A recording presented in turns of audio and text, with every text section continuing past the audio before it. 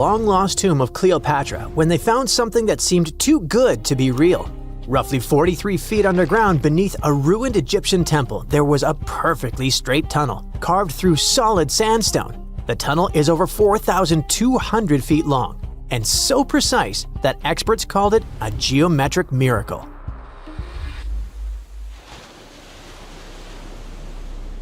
The tunnel sits beneath an ancient city west of Alexandria, near Egypt's Mediterranean coast. The team that found it carefully peeled back layers of stone and debris until they hit this passage, about 6.5 feet tall, cut cleanly into bedrock. There were no collapse marks or wandering curves, just precision. If you've ever tried to drill a straight hole into a wall at home and failed within seconds, imagine doing this underground for nearly a mile. Ancient builders had no GPS, no lasers, no modern surveying tools. Yet, this tunnel stays remarkably level over its entire length. That means they understood gradients, angles, and distance in a way that goes far beyond stack stones and hope. Engineers today rely on machines to maintain that kind of accuracy underground. These people relied on knowledge, repetition, and patience. Parts of the tunnel now sit underwater or collapsed, probably after several earthquakes that struck the region centuries ago. Some experts think the tunnel may have once connected the temple to water sources or ritual areas closer to the sea. Archaeologists noticed that the Egyptian tunnel is an exact replica of the Eupalinos tunnel in Greece. It's believed to be one of the most important engineering achievements of antiquity, which only makes the Egyptian tunnel more special. Underground passages in ancient Greece linked temples to sacred springs. Back in ancient times, people moved through space in specific ways, underground and above, to reenact myths and journeys of gods. A tunnel like this could represent a path to the underworld, rebirth, or divine transition. Nobody would invest this much effort in construction just for decoration.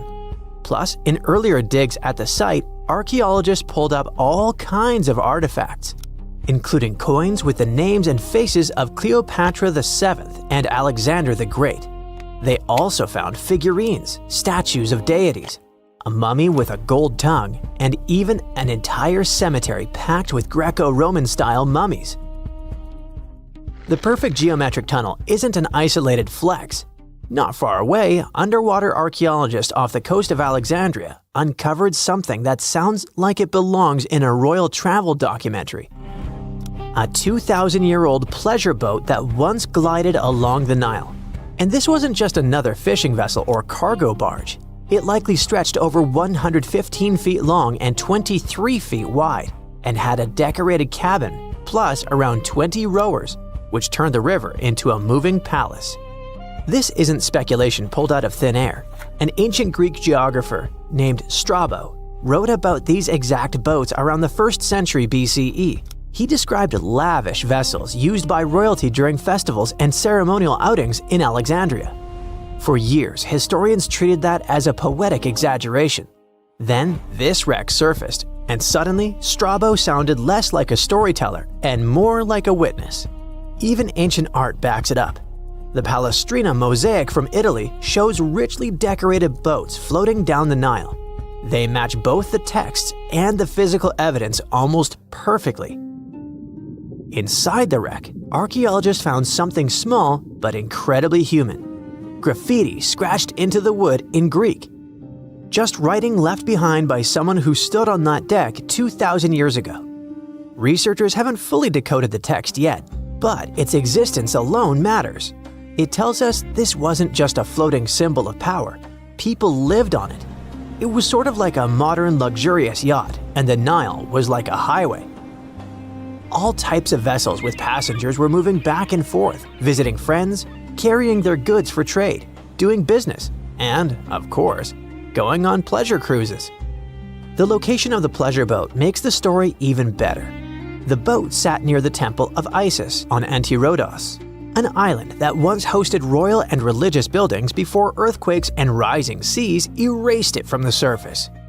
That temple collapsed around 50 CE, and researchers believe the boat may have sunk during the same disaster. Another recent find that has to do with life on the Nile is the lower part of the massive worship complex about 10 miles southwest of Cairo. It connects directly to an upper temple dedicated to Ra, the Egyptian deity of the sun. The newly excavated part is a 4,500-year-old valley temple. The upper temple sits on higher ground, and archaeologists excavated it years ago. The valley temple is closer to the Nile, and it's connected to the upper part by a causeway. A German Egyptologist actually started excavating part of the temple back in 1901, but the groundwater sat much higher then, and he had to stop. Now, the groundwater level is lower, and a modern team has managed to excavate about half of the Valley Temple since 2024. Once they got in, archaeologists uncovered the remains of a columned entrance portico. Then they found blocks carved with a calendar of religious events, almost like an ancient public schedule. The text includes feasts for Sokar, a falcon-headed deity linked to Memphis, which was a major capital during the Old Kingdom, plus the Festival of Min, a fertility deity, and even the Procession of Ra. The calendar blocks all showed up around the entrance portico area, which most definitely means that the outside facade of the temple displayed this long feast calendar publicly. That's why archaeologists think this might be one of the earliest examples of a true public calendar ever found. A literal event list for an entire community, built into the architecture. On top of that, the team found dozens of decorated blocks covered in inscriptions that named a pharaoh who ruled around 2420 to 2389 BCE and had the temple built. This temple shows how people moved through ancient Egypt. Because the upper temple handled the main worship, but the valley temple made the whole place accessible. It acted like the landing area for boats coming in, either directly from the Nile or more likely from one of its side channels. So instead of hiking across desert terrain, visitors could arrive by water, step onto the temple's landing stage, enter through the Valley Temple, then head up the causeway ramp toward the upper temple on the hill. After about a century of use, researchers found that the Valley Temple had been repurposed into a residential area. And the best part is, what they found from that era: 2 wooden pieces used for playing Senet, an ancient board game. Senet shows up at other Egyptian sites too, including King Tutankhamun's tomb, but nobody fully agrees on the rules today. Some discoveries in Egypt create new mysteries instead of solving the old ones. Earlier in 2025, archaeologists announced the discovery of the first pharaoh's burial found in or near the Valley of Kings since King Tut's tomb in 1922. The newly found tomb of Thutmose II flooded almost immediately after burial. Ancient officials rushed in, removed the mummy and most of the grave goods, and hid them somewhere else. The weirdest part is that an alabaster ointment jar inside the tomb links the burial directly to Hatshepsut, Thutmose II's wife and half-sister. The inscription basically says she made this monument for him, which proves she arranged his burial. But it still doesn't explain why she placed him here and later chose the Valley of the Kings for herself. Now, archaeologists are studying a huge mound of rubble near the tomb, about 75 feet tall, and suspect it was built to hide something important. If a second tomb sits underneath, it could be complete and undisturbed. So, the deeper the archaeologists dig, the more ancient Egypt stops feeling like a gone civilization and starts feeling like a paused one. Looks like it didn't just survive time, it outsmarted it. And we're only just beginning to catch up. An ancient structure, the largest of its kind, is standing silent and ominous in the Egyptian desert. What if this pyramid, the Pyramid of Cheops, isn't just an ancient tomb? What if it's the colossal foundation of a long-lost technology far beyond our understanding, built as part of an ancient space elevator? A space elevator sounds like something out of a futuristic sci-fi movie. It's a massive cable anchored to Earth and going all the way up to the stars, allowing travel to and from space without rockets. What if someone managed to build it millennia before us? Let's start with the pyramid itself. The Pyramid of Cheops isn't just any pyramid. It's the heaviest and most precise of all the pyramids on our planet. Historians believe it's around 4,500 years old. But there's an opinion that it might be much, much older. Some claim that there's evidence supporting this theory, but it has been dismissed by Egyptologists. Probably because it doesn't fit the established story, or because the implications are too world-shaking. Now, look at the pyramid structure, at these huge blocks stacked with laser-like precision, aligned to true north, rising up in a sharp, stable form. Inside, there are only a few narrow, sloping corridors and a small number of rooms. The corridors don't even make sense for human movement. They're narrow, angular, probably designed to accommodate something else, something functional. The passages themselves look more like maintenance tunnels than ceremonial spaces. They don't even run horizontally, slanting inward and downward as if carrying some hidden purpose. There are also diagonal channels running from the edges toward the center, their purpose unknown. Lubrication channels or pressure tunnels. And then there's the main room, situated close to the pyramid's heart, but not right in the center. Why? Now look at this bizarre vertical shaft at the very top, piercing downward toward the center. Around the pyramid, there's rust, thousands of tons of it. What if it's the remnants of a technological complex? An ancient spaceport decayed into dust and debris millennia ago? Could the rooms have been technical chambers for maintaining the impossible? A cable that stretched all the way into space? Then the corridors and channels could have been used to stabilize, fasten, or even power this mysterious device. Historians insist these pyramids were tombs or ritual sites.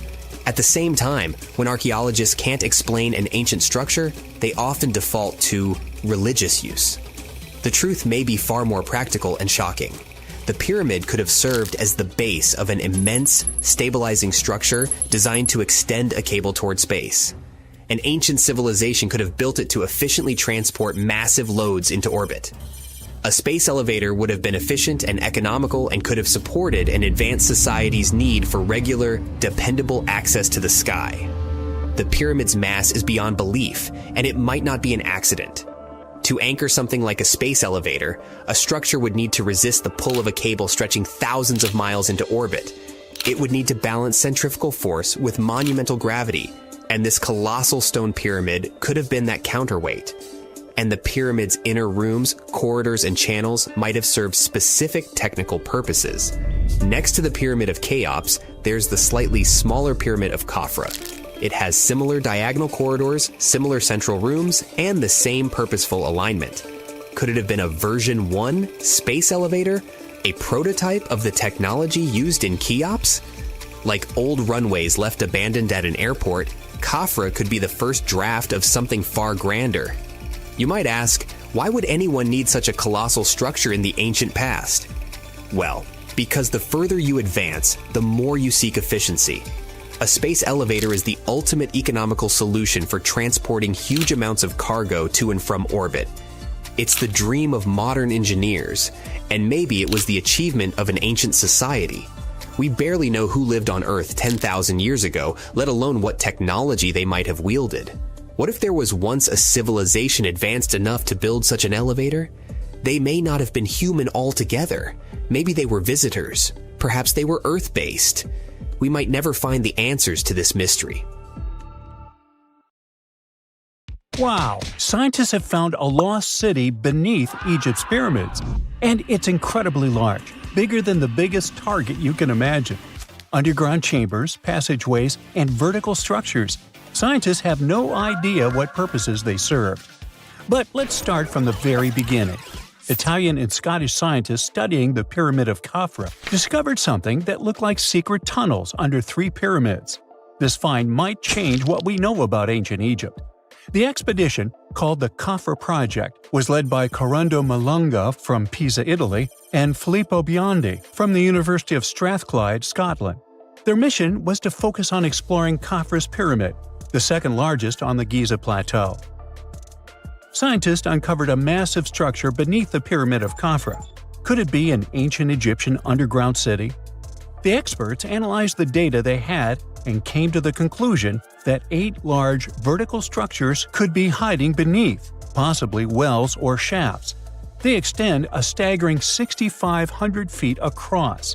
Imagine placing 2.5 Burj Khalifas on the ground, one after another, and you get the sheer size of this find. These shafts also plunge nearly 2,000 feet underground. Some of the deepest underground stations in the world are located at a mere 380 feet underground or so. These cylindrical shafts are surrounded by spiral paths. Picture some old Gothic castle. They're connected to two giant, weirdly shaped chambers. Are those cubes? Or possibly bowls? Each of these chambers is likely more than 260 feet across. Now, even though we know about the structures now, no one has figured out their original purpose yet. Want to hear something even more shocking? Okay then. The team is almost sure that similar access points can be found under all three pyramids. In other words, all of them might be linked by a hidden system of underground tunnels, chambers, and passages. Even deeper, about 4,000 feet under the surface, there might be more unknown structures. And doesn't it add to the mystery? But the coolest news is that, according to some team members, these hidden structures near Giza pyramids could align with the legendary Halls of Amenti.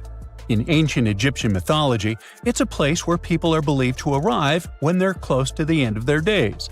There, they are said to take a 3-day-long trial, facing their biggest fears.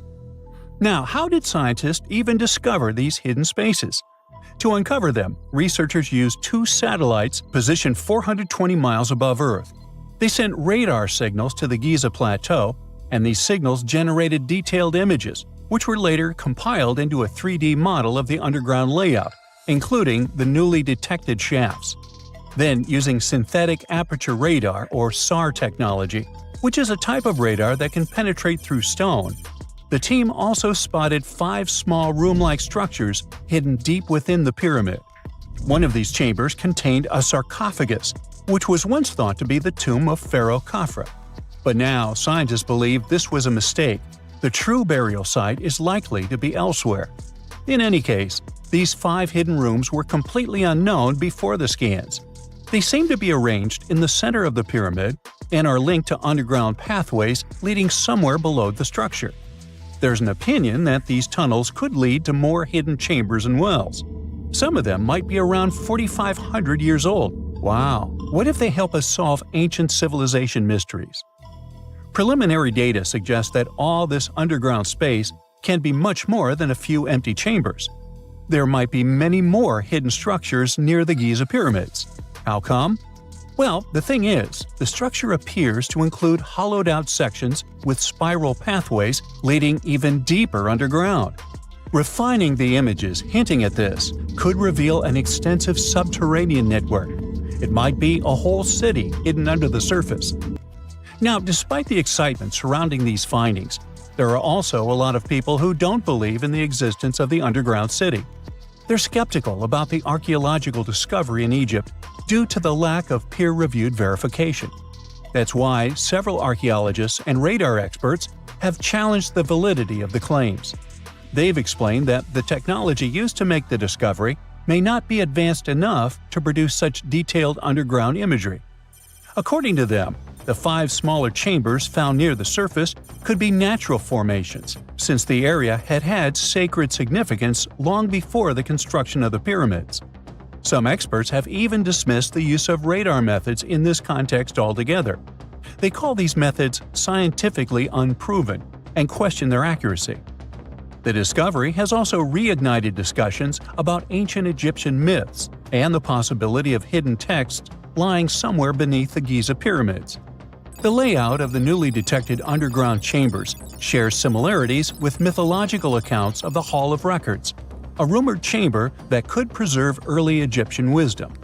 If confirmed, these findings could significantly reshape the understanding of Egypt's sacred topography. Plus, this lost city beneath Egypt's pyramid could become physical evidence of previously unknown underground structures. That's why the Khafre project is super eager to begin excavating to confirm their findings. But getting approval from Egyptian authorities is a challenging process. The discoveries still need to undergo peer review before they are accepted by the academic community. By the way, this recent archaeological discovery in Egypt comes on the heels of another discovery involving a weird structure beneath the Royal Giza Cemetery, which researchers believe is unnatural in origin. Archaeologists use remote sensing techniques and uncovered a mysterious L-shaped structure underground in the Western Cemetery of Giza. This area is known to house burials of royal family members and high-ranking officials. Many of the tombs in the cemetery have above-ground mastabas. rectangular stone or mud brick structures with flat roofs. But there is an area in the center of the cemetery where there are no above-ground structures. To investigate this unexplored region, the team used electrical resistive tomography and ground-penetrating radar. ERT works by sending electrical currents into the ground and measuring the resistance to detect remains. As for GPR, it sends radar into the ground and maps the structures based on the radar's return.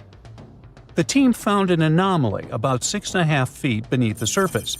It appeared to be an L-shaped structure measuring at least 33 feet in length. The readings suggested that the structure had been backfilled with sand after its construction. This made the team hypothesize that it could be a mix of sand and gravel, or possibly an air void. This anomaly was classified as a highly resistive structure, which meant it didn't occur naturally. Motoyuki Sato, the study's lead author and professor at Tohoku University in Japan, claims that the structure is not a natural formation due to its sharp shape. Another weird thing about ancient Egyptian pyramids is that historians have long believed that they were built primarily for royals and high-status individuals who had the wealth and power to create such massive structures. However, new research from the archaeological site of Tombos in modern-day Sudan challenges this assumption. The thing is, Tombos' pyramid may have served as burial sites for low-status workers as well as elites.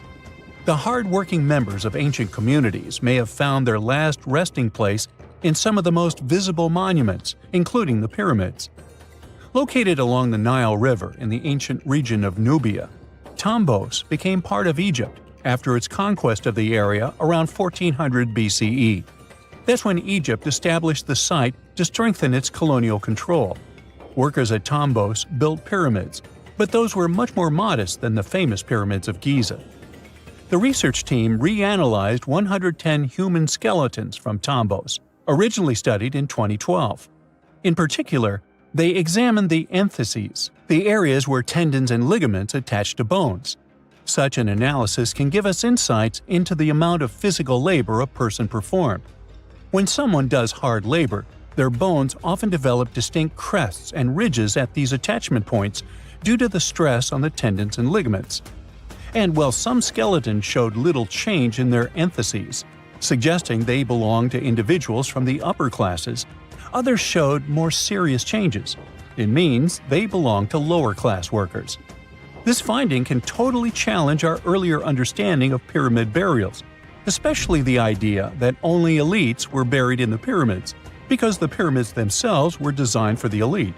This recent research may prove that lower-class workers may have found their final resting place in these monumental structures too. It turns out the Great Pyramid of Giza might be way older than we think, like over 20,000 years old. That's older than farming or written language.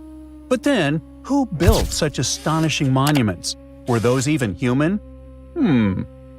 Italian researcher Alberto Donini based his idea on something called the relative erosion method. In short, you look at how stone wears down over time and say, yeah, this kind of damage would take way longer than a few thousand years. But before we dive deeper, here's a quick refresher on the pyramids themselves. The pyramids of Giza are some of the oldest giant stone structures ever made by humans. 2 of them are still the tallest pyramids ever built in the ancient world, and the Great Pyramid of Khufu is the tallest of the 3. There's one more reason why that Great Pyramid is special. It's the only one of the original 7 wonders of the ancient world that's still standing today. Now, these pyramids weren't built in one sudden aha moment. A lot of people over many generations worked on them, and you can see their progress over time. Early pyramids have mistakes, weird angles, and structural issues. As for the later ones, they get cleaner and more efficient. It looks like the builders were slowly figuring things out. Each generation solved new engineering problems and got better at it. It's like updates to a smartphone. Each new version is smoother and more advanced. This brings us to the big questions. How old are the pyramids? And who built them? Oh, and how on earth did people move and stack stones that weigh as much as trucks without modern machines? Well, so far we have pretty solid evidence for the general timeline and the workers involved in the process. But the exact construction methods are still debated. And that's why claims like this 20,000-year-old pyramid idea get so popular. Most historians stick with the traditional dating, around 4,500 years old. Now let's get back to the relative erosion method. Wind, rain, heat, cold, they all slowly eat away at rock. And the longer a stone sits outside, the more damage it collects. Like how an old sidewalk looks way rougher than a brand new one. And the Great Pyramid wasn't always rough and blocky. It used to be wrapped in smooth white limestone. But after a big earthquake in the year 1303, Egyptians pulled off the outer stones and used them to rebuild Cairo. That's why parts of the pyramid have only been exposed to the weather for about 675 years. At the base of the pyramid, there's a limestone pavement. Some of it was hidden under those casing stones for thousands of years and only got exposed after they were removed. Right next to it, there's pavement made of the same stone, but it has been exposed since the day the pyramid was built. These different amounts of time in the open turn the pyramid into a natural stopwatch. Basically, Donnini looked at two parts of the same stone, asking a simple question. If this much damage happened in 675 years, how long would it take to make that much damage? To get the answer, he didn't examine just one spot. He checked 12 different places around the pyramid, because stone doesn't wear down evenly everywhere. Some areas get more wind, others are exposed to more sun, and some may have tiny cracks that speed things up. Because of that, the numbers he got were very different. Some spots made the pyramid seem pretty young. Other spots made it seem crazy old. So instead of picking one number, he averaged them all together. And when he did that, the average came out to around 25,000 years old. If that estimate is even a bit close, it would mean the pyramid was built way earlier than we think, somewhere around 2300 BCE. Now, Donnini doesn't claim this is an exact date. According to his analysis, there's a strong chance that the pyramid is much older than traditionally believed, but it's not a guarantee. So, it's no wonder that a lot of experts strongly disagree with this theory, which makes it controversial. Now, that's a great thing about science. It's based on facts, not whatever is popular at the time. But let's sneak a peek inside these mysterious ancient pyramids. The Great Pyramid is the oldest of the three famous pyramids of Giza, and it's also the biggest.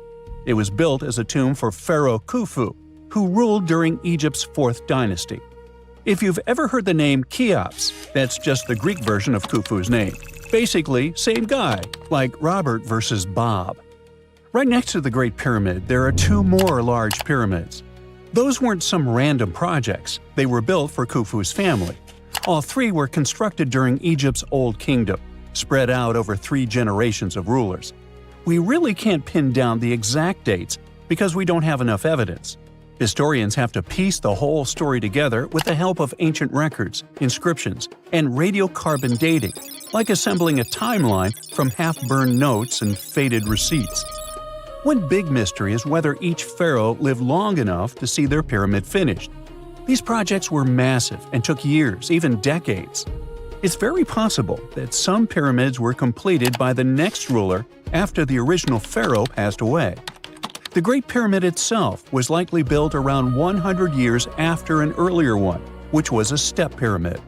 It was kind of a prototype that helped Egyptian builders figure out how to go from stacked steps to smooth-sided giants. But how did they actually pull this off? Because stacking millions of giant rocks into a perfectly shaped pyramid is not something you do when you're bored. First thing we should consider, nobody had really done this before. The older pyramid was more like a giant stone staircase, so cool, but very different. The pyramids at Giza were a whole new level. That's like going from building a shed to suddenly constructing a skyscraper and somehow not messing it up. For one thing, ancient Egypt had it pretty good back then. Every year the Nile flooded, and when the water went away, it left behind super fertile soil. In other words, they had tons of food, more than enough to keep people alive and feed a massive workforce. That extra food powered the pyramid project. The rulers figured out how to organize farming really well. They took that extra food and used it to support thousands of workers. Now, speaking of workers, Some people likely worked on the pyramids full-time. Others were farmers who helped out when they weren't busy in the fields. Some people probably paid their taxes by doing labor. Plus, researchers found notes that showed a lot of day-to-day planning. During the wet season, Egyptians used shallow boats to float heavy stones closer to the site instead of dragging everything across land. So, the river was handling a lot of the heavy lifting. The real headache was getting those massive stones up. You just can't lift a multi-ton rock over your head and hope for the best. The defeat would be crushing. The builders had to use ramps. But if you build one long straight ramp from the ground all the way to the top of the pyramid, that ramp would be so huge it'd be like another pyramid. Like, congrats, you built the wrong pyramid first. So because of that, people came up with other ideas. Maybe the ramp wrapped around the outside, spiraling up like a parking garage. Or maybe the ramp was hidden inside the pyramid, which sounds cool and mysterious, but there's not great proof for it yet. What helped a lot was a discovery of an old stone quarry called Hatnub from the same time period. Archaeologists found a super steep ramp system that everyone used to think was impossible. It had holes for wooden posts on the sides, and workers probably used ropes and sleds to drag huge stone blocks uphill. Just imagine a group of people hauling a sled while looping ropes around posts for extra leverage. It's like ancient gym bros doing leg day non-stop. If the pyramid builders used something like that, it means the ramps didn't need to be massive. They could be way shorter and steeper. In any case, the mystery of the pyramids is far from solved. Maybe one day, someone will discover the rest of the tale. It turns out that the Great Pyramid of Giza is even more advanced than we thought. It can handle earthquakes with magnitudes of at least 6.8, and that's a big one. During powerful quakes, while nearby buildings were collapsing to the ground in ruins, the pyramid just absorbed the shaking and stayed standing. Was there a secret mechanism that helped it? More than 4,500 years ago, ancient Egyptians built one of the heaviest structures in human history, the Great Pyramid of Giza. Pharaoh Khufu ordered its construction around 2500 BCE, and it took about 26 years to finish. Workers dragged and stacked more than 2.3 million stone blocks, and some of them weighed several tons each. The finished pyramid was about 480 feet tall. It's just a bit lower than the Ritz Tower in Manhattan, which reaches 541 feet. But that might not even be the most shocking part. The pyramid was likely built to handle earthquakes. Recently, researchers from Egypt and Japan decided to study how vibrations move through the pyramid. Now, the pyramid is over 4,600 years old, so they didn't want to shake it on purpose and risk damaging it. But they still managed to test about 40 different spots inside and around the giant structure with the help of special equipment called highly sensitive accelerometers. Their tools measured tiny waves moving through stone. Ultimately, it could help them figure out what would happen if the ground started shaking.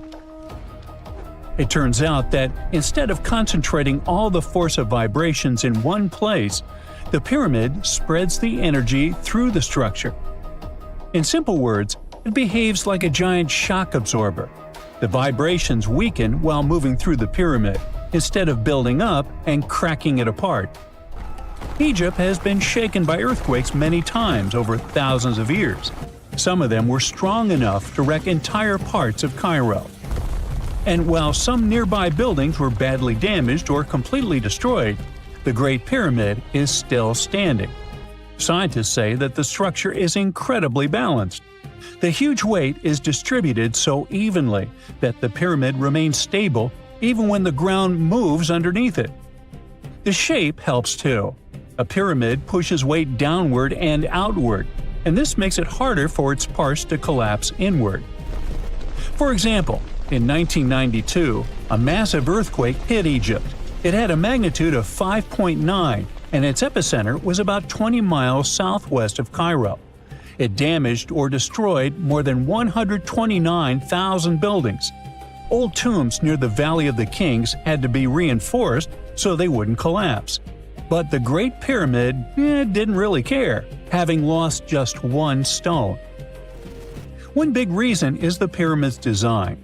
Its base is enormous, more than 755 feet wide. That wide bottom helps spread out force and keeps the structure stable during shaking. The pyramid is also extremely symmetrical. This helps balance pressure from all sides. Plus, underneath, there's solid bedrock that acts like a super strong foundation. Then, there are the blocks themselves. Ancient builders used huge limestone blocks that lock together like giant puzzle pieces. During an earthquake, such a structure can absorb and spread vibrations. It won't crack apart right away. The Great Pyramid wasn't Egypt's first attempt at pyramid building. Earlier rulers had already been experimenting for many generations. For example, more than 100 years before Khufu, Egyptians built the Step Pyramid at Saqqara. Instead of having smooth sides, it looked like giant stone stairs. Later, Khufu's father started building larger pyramids with smooth outer sides, much closer to the famous pyramids we know today. Over time, Egyptian builders kept learning what worked and what failed. Yep, some later pyramids tried cheap shortcuts. One pyramid used part of a natural hill to save materials. But that made the structure less stable because fewer blocks locked together. Another pyramid, called the Black Pyramid, was built mostly from mud bricks. True, it was cheaper, but also much weaker. No wonder it aged horribly. Rain and erosion slowly destroyed the structure. Some of those later pyramids eventually collapsed completely. But let's get back to the Great Pyramid and its earthquake survival skills. Scientists actually went inside it and measured its vibrations. They studied places like the King's Chamber, the Queen's Chamber, underground tunnels, and hidden rooms above the King's Burial Chamber. They found out that the entire pyramid vibrated almost perfectly evenly from one stone block to another. It means that the whole construction moves together as one giant object instead of shaking apart in different directions. And that's the most important thing during an earthquake. Now, the ground around the pyramid vibrates very differently, at a much lower frequency. So, when the earth shakes, the pyramid doesn't fully sync up with those dangerous vibrations. And that helps reduce the force moving through the structure. Imagine pushing someone on a swing. If your timing matches the swing, it goes higher and higher. But if the timing is off, the movement weakens. The pyramid seems to work the same way with earthquakes. Scientists also discovered something else inside the structure. Above the King's Chamber, there are several small relieving chambers. And no, they aren't bathrooms.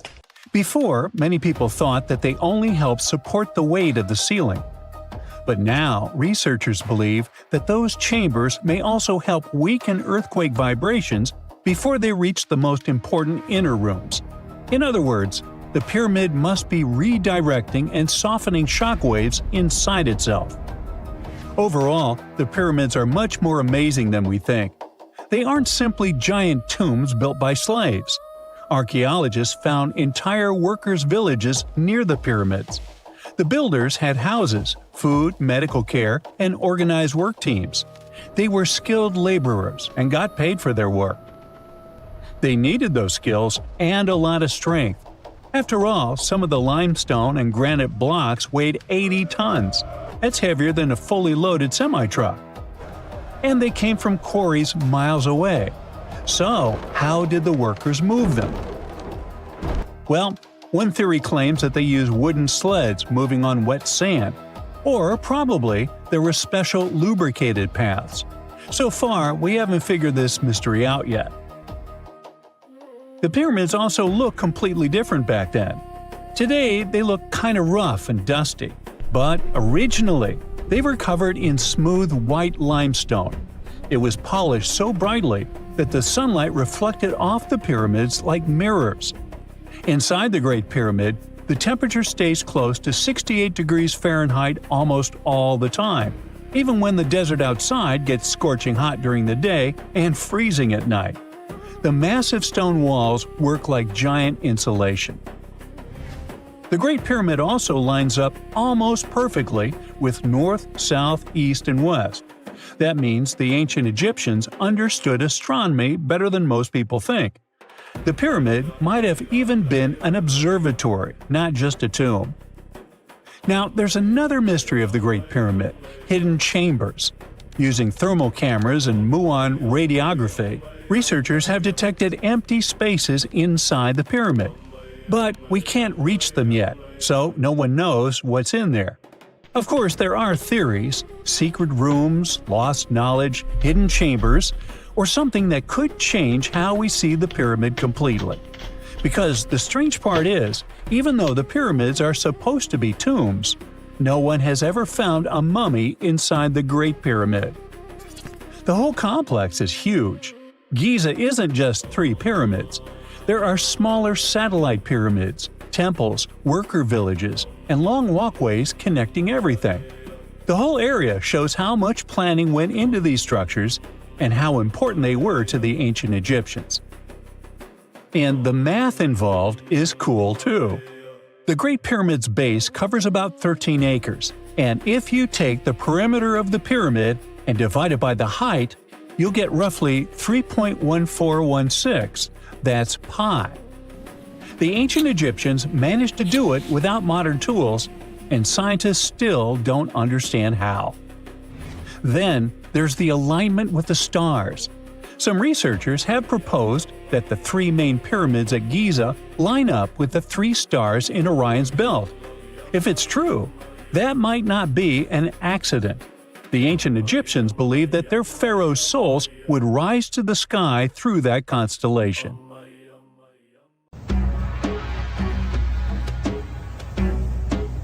This is not a dune set. This is a very real desert in Niger. Jado was probably built by the nomadic Sao people and is filled with ksars, which are fortified houses made of salt and clay, with giant walls and secret passages. Located deep in the desert, it was once a vital stop for trans-Saharan caravans, but is now a hotspot for smugglers and bandits. The site has been off-limits since 2002 due to its dangers. The origin of the ksars remain a mystery. No archaeological studies have been conducted, leaving many questions unanswered. Even today, shifting sands reveal and conceal parts of these ancient ruins, fueling local speculation about what might still be hidden beneath the desert. Speaking of connective tunnels, scientists were blown away by the discovery of lava tubes in Saudi Arabia. These underground passages form when molten lava cools down. Researchers believe that ancient nomadic groups may have utilized these tunnels to survive the super harsh desert climates. While excavating the tunnels, archaeologists uncovered artifacts, rock art, and skeletal remains. The art and animal bones show that the people who used the tunnels were probably sheep and goat herders. They're still piecing together whether these groups lived in the tunnels for extended periods or just used them as temporary shelters. The Great Pyramid of Giza has been standing for thousands of years, but it's still hiding secrets. Using special scanning technology, scientists found 2 hidden structures under an ancient burial ground. The first is a shallow L-shaped structure, and below it is a much larger space that could be a final resting place or a chamber. The smaller structure was filled with sand on purpose, while the deeper one might be an empty chamber. Experts believe the 2 are connected, possibly as an entrance leading to a secret chamber. This is big news because it might give us some more insight into who built the pyramids and why. The world is full of ancient writing, but some messages refuse to give up their secrets, like the mystery of the Bash Plemi tablet. This unusual stone, pulled from a lake in Georgia, is covered in symbols no one can read. Even with modern technology, experts are completely stumped. The tablet is about the size of a book, with 60 symbols carefully carved into its surface, but 39 of them don't match any known language. Some resemble scripts from ancient civilizations in the Middle East, India, and Egypt, but none are an exact match. To make things even trickier, part of the tablet is broken off, meaning a piece of the puzzle is missing forever. To rule out a hoax, scientists studied the tablet closely. They confirmed it's made of vesicular basalt, an extremely tough local rock. Whoever carved these symbols must have been really skilled. Based on similar archaeological finds, experts believe the tablet could date back thousands of years, possibly to the late Bronze or early Iron Age. Some symbols repeat, which could mean they're numbers. Maybe it's an inventory list, a record of battles, or even an offering to the deities. Until someone cracks the code, the Bashplemi tablet remains an unsolved mystery from the depths of history. Experts are still stumped with what this Minoan disc might mean. The Phaistos disc is one of the most mysterious finds from the Minoan civilization. This 6-inch clay object, discovered in 1908, has strange spiral markings that no one has fully decoded yet. The disc has 241 symbols on both sides, showing everything from people and animals to tools and plants. Experts have come up with many theories about what the symbols mean. Some think it's an early form of Greek. Others suggest it's a prayer or a hymn. And some even believe it could be a letter from a king in Anatolia to a Greek ruler. Let's see who will be the first to figure this out. It's always a fun day at an archaeologist's office when they find something as big as a 2,000-year-old marble head. A French archaeologist mission went digging inside an old medieval house near Alexandria in Egypt and found a statue's head depicting an old, possibly ill man. This statue dates from the last Egyptian dynasty before it became part of the Roman Empire, and the site where it was found is associated with the likes of Cleopatra and Mark Antony. For archaeologists, even the smallest finds at this site means a lot. You've heard of Lucy, right? The Australopithecus that was an early ancestor for us humans. Well, scientists found some of her species' footprints somewhere in Tanzania. The so-called Laetoli footprints are over 3 million years old.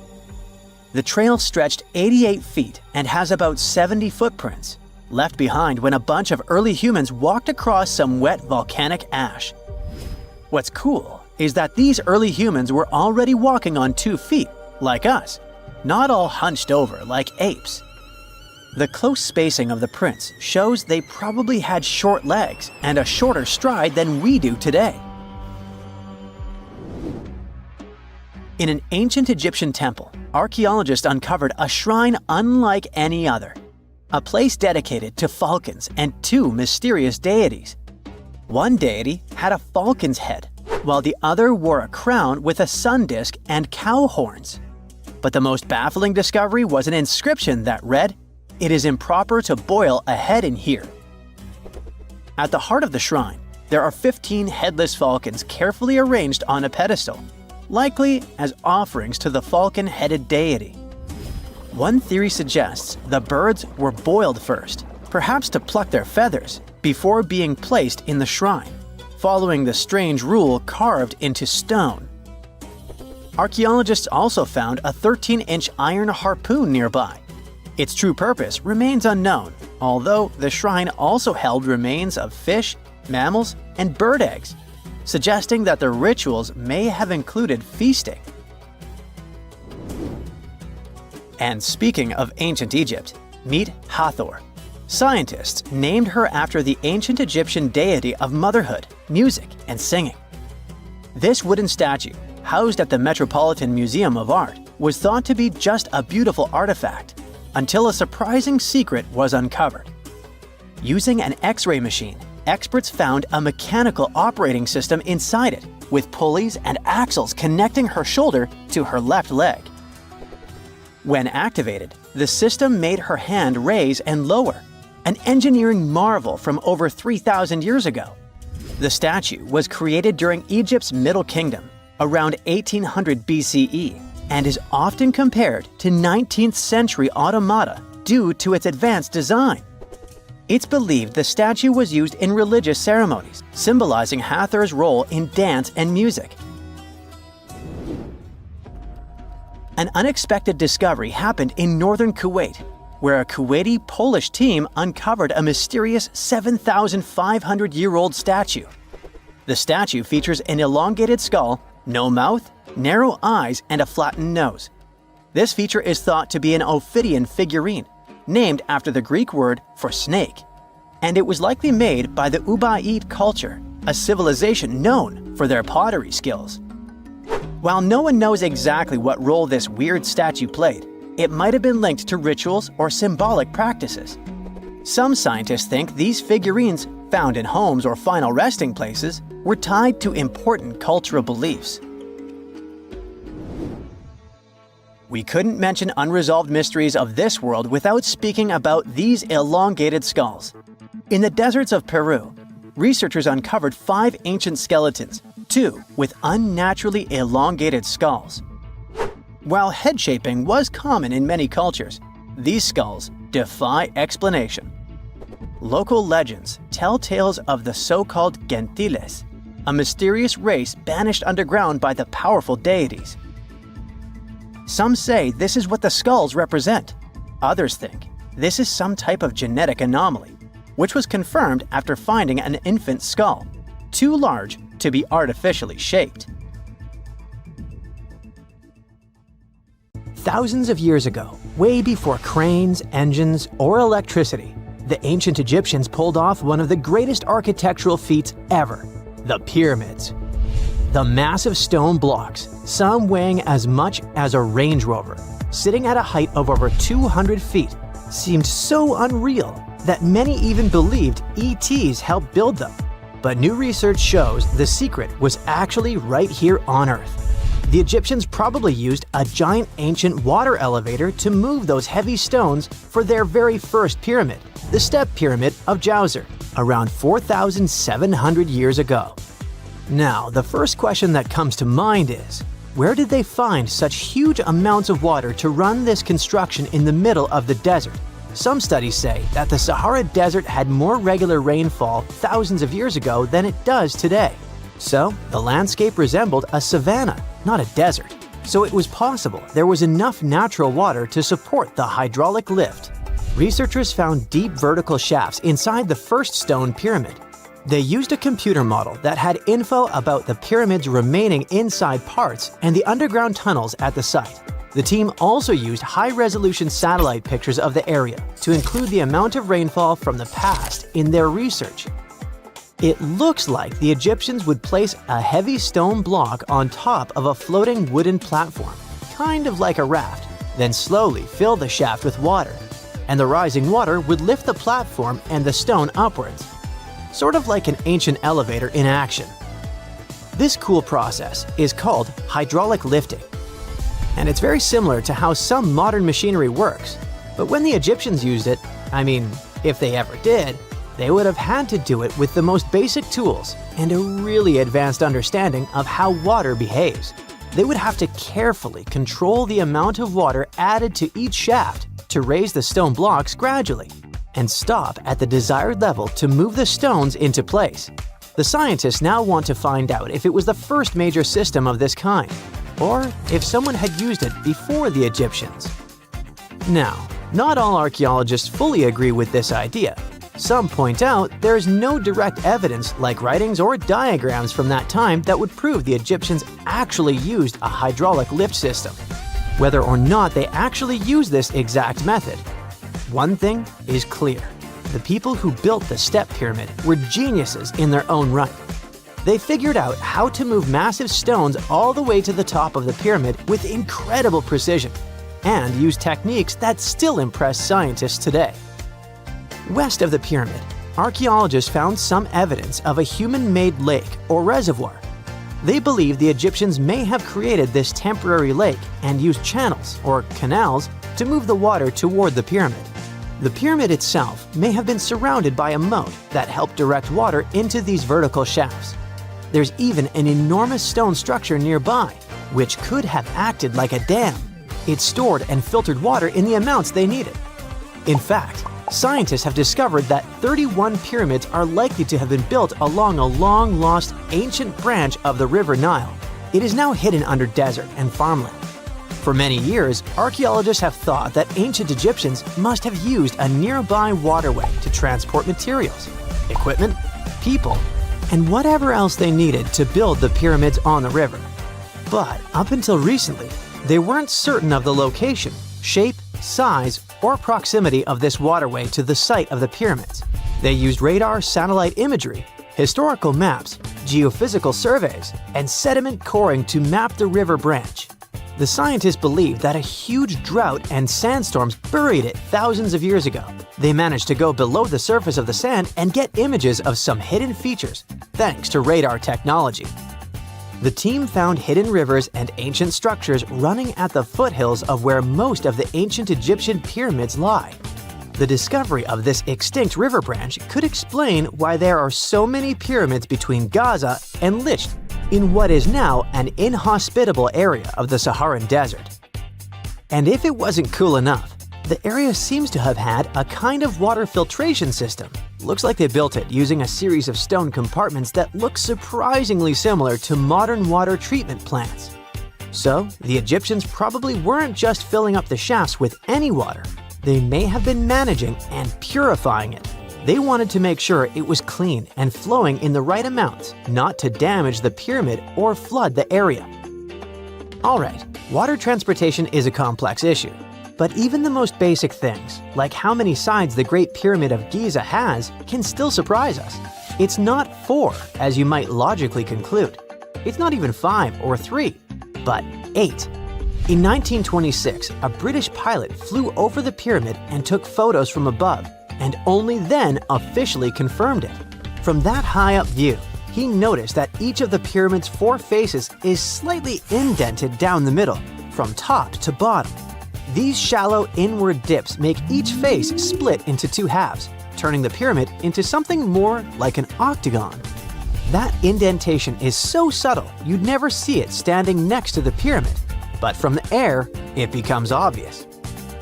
This odd shape may have actually helped keep the pyramid stable for over 4,500 years. The special inward-sloping design, plus a super strong base, could have helped it survive all kinds of natural disasters, like earthquakes, heavy rains, and constant pressure from its own massive weight. The pyramid has likely faced over 500 severe rainstorms in its lifetime, and thanks to its design, the pyramid's angled stone layers may have actually gotten stronger over time, kind of like how a screw tightens when you turn it. If the pyramid had been built with totally flat and level stone layers, it might have started to fall apart instead. The latest news from the pyramids is that there could be a massive ancient city hidden deep beneath them. 2 scientists announced that they used a new method to read data from a technology called synthetic aperture radar, SAR. It's kind of like X-ray vision for the ground, and satellites normally use it to look beneath Earth's surface. So they say that with this cool tech, they managed to spot giant structures over a mile underground, directly beneath the Pyramid of Khafra at Giza. The scientists found 8 deep shafts surrounded by spiral paths, all leading to 2 enormous cube-shaped chambers, each one almost 300 feet wide. There are 5 more structures above the shafts, all connected by tunnels. All this might be part of a prehistoric underground city or even an ancient power station. The idea isn't new. A long time ago, the ancient Greek historian Herodotus already talked about hidden chambers under the pyramids. During the Middle Ages and the Renaissance, similar rumors popped up again. Then, in the 20th century, an American psychic claimed there was a hall of records buried under Giza. This new case is different because the people who announced it have real scientific backgrounds, hold doctorates, and claim to have invented a new type of scanning method. But still, many experts are skeptical about this finding. No one has officially proved or tested this new technology that they rely on. They base their reconstructions on imaginative guesses and not hard evidence. And most importantly, the claims don't fit with what archaeologists already know about the area from actual excavations. So until there's solid, peer-reviewed evidence, the idea of a lost city under the pyramids will remain just an idea.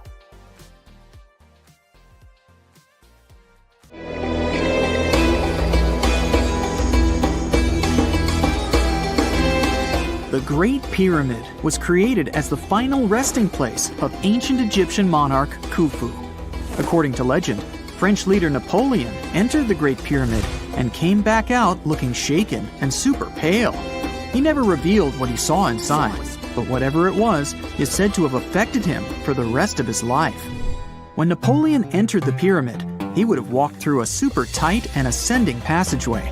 He'd then go through another passageway, known as the Great Chamber. This corridor would have been much taller than the previous one, and would have cobbles too.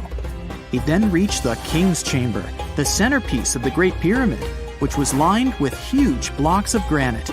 But it wouldn't have looked as grand as we might imagine.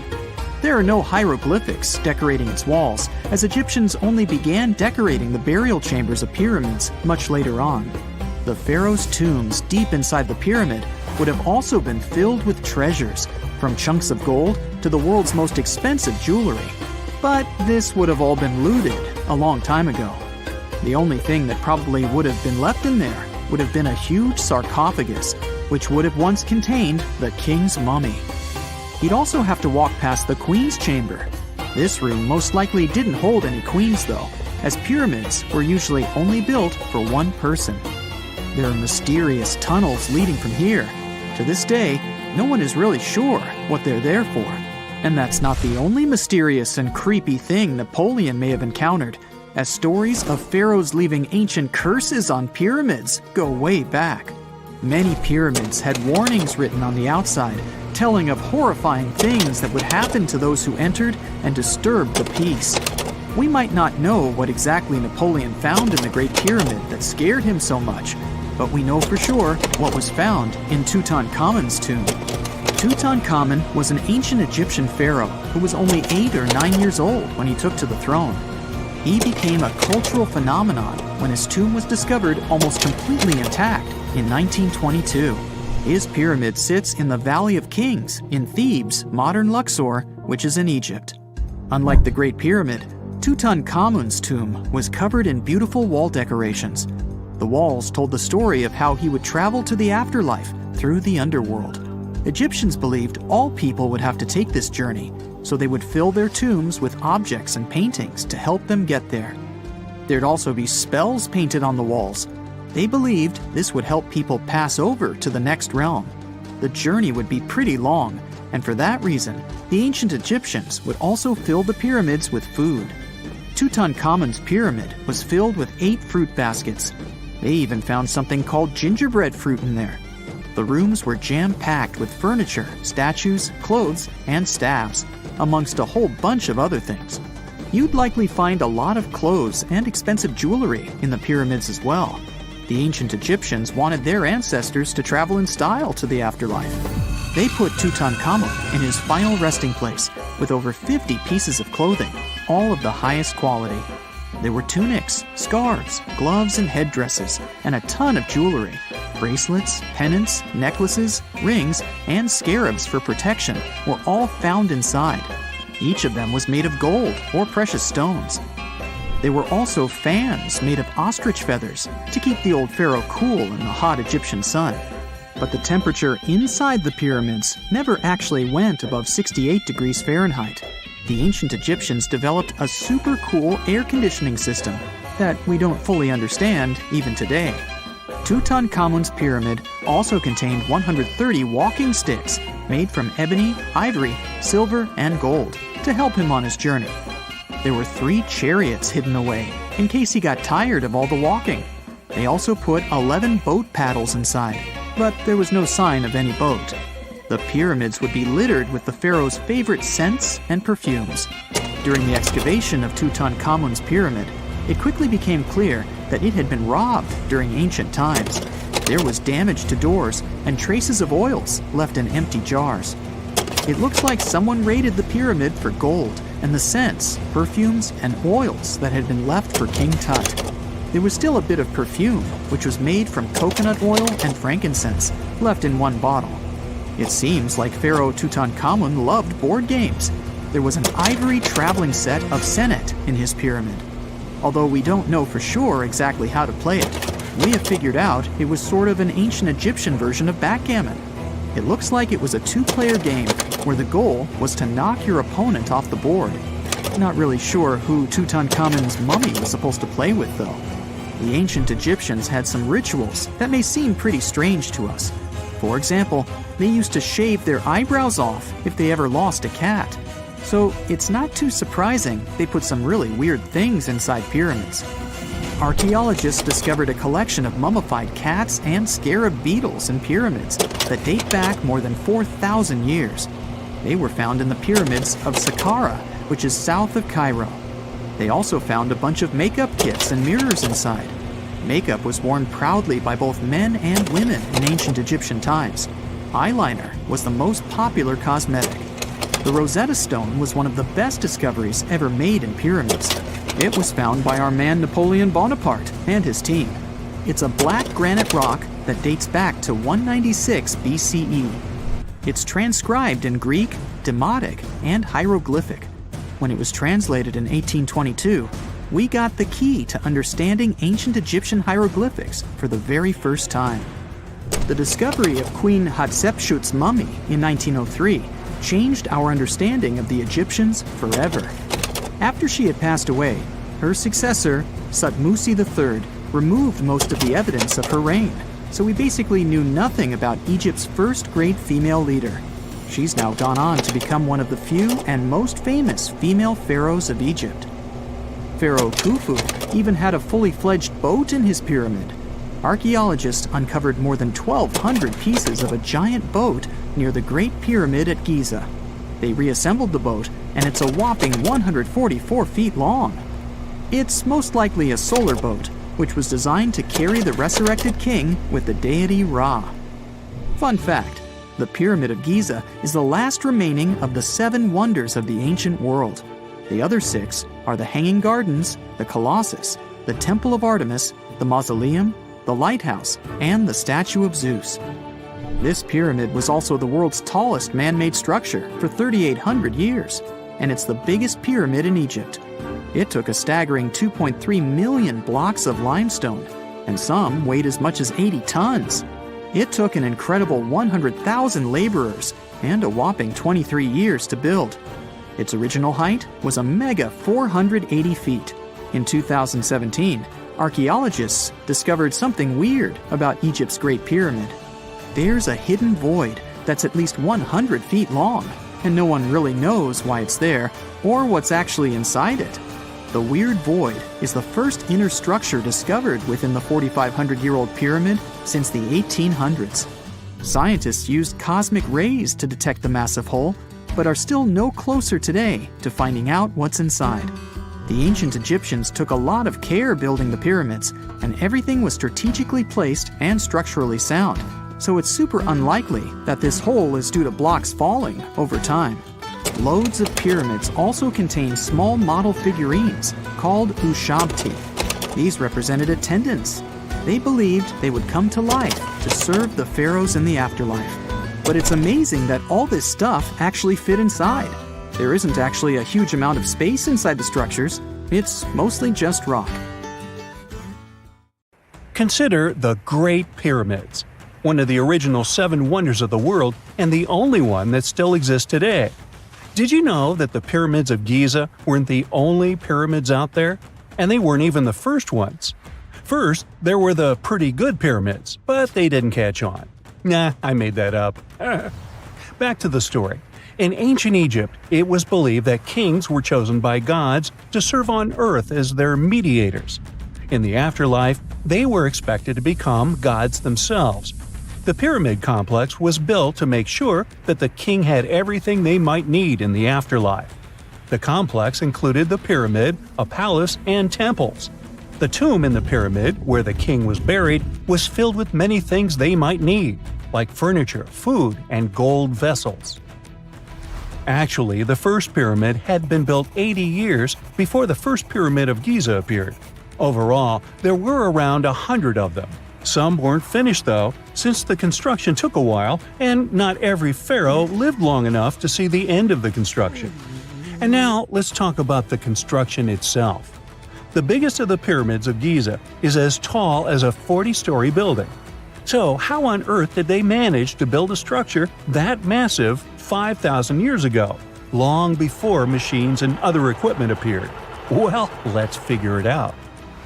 So Pharaoh Khufu ascended the throne around 2575 BCE, and his architects started the construction of the oldest and biggest of the pyramids of Giza.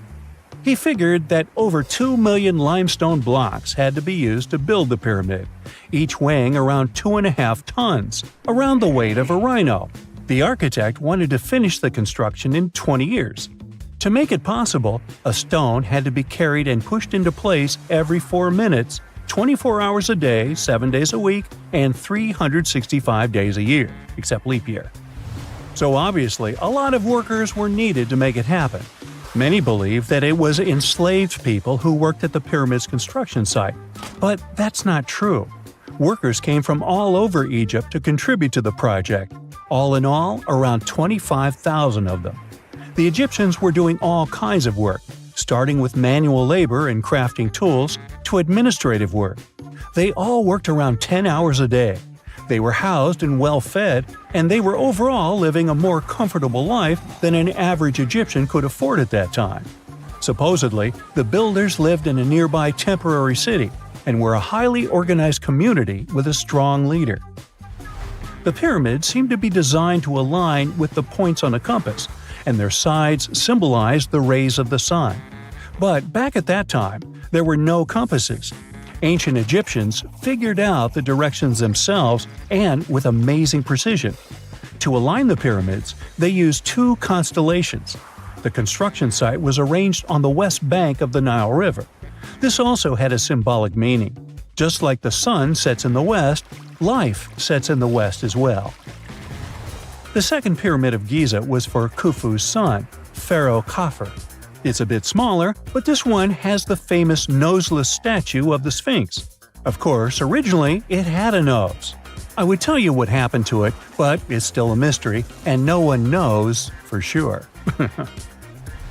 Sphinxes have the body of a lion and the head of a human. They were considered guardians of important areas. This famous Sphinx, also pronounced Sphinx, has the head of Pharaoh Khafre and is guarding his pyramid, facing the sunrise.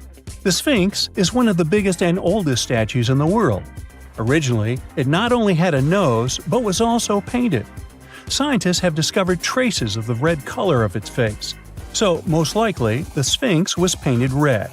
There are also remains of yellow and blue color on its body. The statue definitely wasn't boring. Till around 1800, the Sphinx was buried up to its shoulders until an adventurer with a team of 160 men dug it out. But let's get back to the construction. The workers, of course, needed stone blocks. There were 2 main places where people could get these stones. One source was close to the construction site, but that fossil-lined yellow stone was only suitable for the pyramid's interior. The limestone blocks for the exterior were hauled from 8 miles away on 30-foot-long sleds. Apparently, it wasn't too hard to pull them. The sand mixed with the right amount of water was pretty slick, and 10 people could move a sled even with a rock weighing so much. Surprisingly, cutting off a block of limestone wasn't the biggest problem. When in the ground, it was soft and could be split relatively easy. But after getting exposed to the air, limestone hardens. So the most difficult part was to shape the blocks. That step was crucial because the smallest inaccuracies could lead to the whole pyramid collapsing. So, okay, those limestones were mined, carried on a sled, shaped, and then what? How could they be put into place? Well, this is still a mystery. Archaeologists have discovered the remains of a ramp system that dates back around the time the pyramids were being built. So historians have come to the consensus that, most likely, the Egyptians designed a unique ramp system to move and pull huge stone blocks. The most common opinion is that there were several ramps around the pyramid. There probably was a central ramp with 2 staircases on each side of it built over the pyramid stones. The ramp was growing as the pyramid was getting higher. People might have been walking up the stairs, pulling up stones on wooden sleds. But this is just one of the options. Other experts say that the ramps were around the pyramid, and some say that the ramps were inside the pyramid. Maybe we will never know for sure, and it'll forever remain a mystery. The exterior limestone of the pyramid was polished with sand and stone until it gleamed. On top, there was a gold and silver capstone, which glimmered over Egypt like a second sun. So that's how it was 5,000 years ago. Now, about the interior. Surprisingly, there's not much inside the pyramid. Most of it is just solid stone with very little open space. But let's take a quick look inside. From the entrance, there are two stairways, one going down and the other going up. They take us to the chambers. There are 3 of them inside. Now, why is that? Apparently, throughout the whole construction, a burial chamber had to be prepared at all times, just in case a pharaoh kicked the bucket before the construction ended. So, separate chambers were built one after another as the construction progressed. The last of them was the main one. It's called the King's Chamber. It's the one where Khufu was resting. It's the biggest room at the very heart of the pyramid, and there's a big passageway leading to it. It was likely used as a kind of elevator to move granite up to build the interior. Granite was also used to make 5 stories of support beams to ensure that the pyramid didn't collapse. And we can see that it worked since it's been standing for centuries. Unfortunately, none of these chambers have hieroglyphs on the walls. If you want to see the writings, you should go to the decorated tombs near the pyramids. Those pieces of art are depiction of ancient Egypt's culture and daily life. The texts allow researchers to study their language and grammar. The treasures that once were in the pyramids have been taken by people. There are also many secret tunnels and passages inside the pyramids. But even today, no one knows the whole plan of the interior. Scientists have been sending little robots with cameras inside for many years, but there's still a lot we don't know about the pyramids. Now they're trying to use an X-ray to scan the pyramids from the outside without going inside. So yeah, ancient Egyptians did create a mystery no one has been able to crack for 5,000 years already. The year is 1923. 2 teenagers sneak out of their homes in the middle of the night in Florida City. Rumor had it that an old man was building a rock castle by himself. But every time someone tried to see what the old man was doing, he would stop working. The curious teens managed to sneak into Ed's backyard and saw something they could later describe as magic. They recalled seeing rocks moving around like helium balloons. The old man was moving up to 30 tons of stone by himself to build his castle. Even if he didn't allow anyone to see him working, he would proudly talk about it around the town. But whenever people asked how he was building a stone castle all on his own, he simply answered, "I cracked the secret of the pyramids." This story begins in Latvia, Edward Leedskalnin's home country. Edward was born in a small village on January 12, 1887. He was born in a family of stonemasons, which is probably where he learned ancient techniques of building. However, he grew up as a sickly boy, which meant he could never carry much weight or undergo heavy physical activity. At the age of 26, an unfortunate turn of events determined Ed's fate. The love of his life broke off their engagement, and heartbroken Ed decided to move to the United States. He lived in a couple of American states before finally moving to Florida, where his life's adventure started. Ed spent years searching for the right spot of land to build his dream house. He always rejected good farmland. When people wondered why, he only smiled. Finally, when he bought land of his own, it was deemed terrible by his close friends. The soil was bedrock. He could neither plow nor farm it, but it seemed perfect for what he was seeking to build. Ed's close friends would often describe him as eccentric. When asked why he wanted to build a house, he would only say, "It's for my sweet 16. Someday she's coming back." Then, he changed the topic of the conversation. It took Ed about 30 years to finish Coral Castle. and he did it all by himself. He would only work under the cloak of night and never, never let anyone see what he was doing. The completed coral castle embodies a number of unsolved mysteries. If you were to visit the site back then, you'd have to go through a 9-ton, 8-foot-tall revolving gate door that even a kid could push with just one finger. Ed was so proud of this door that he originally named the site Rock Gate Park.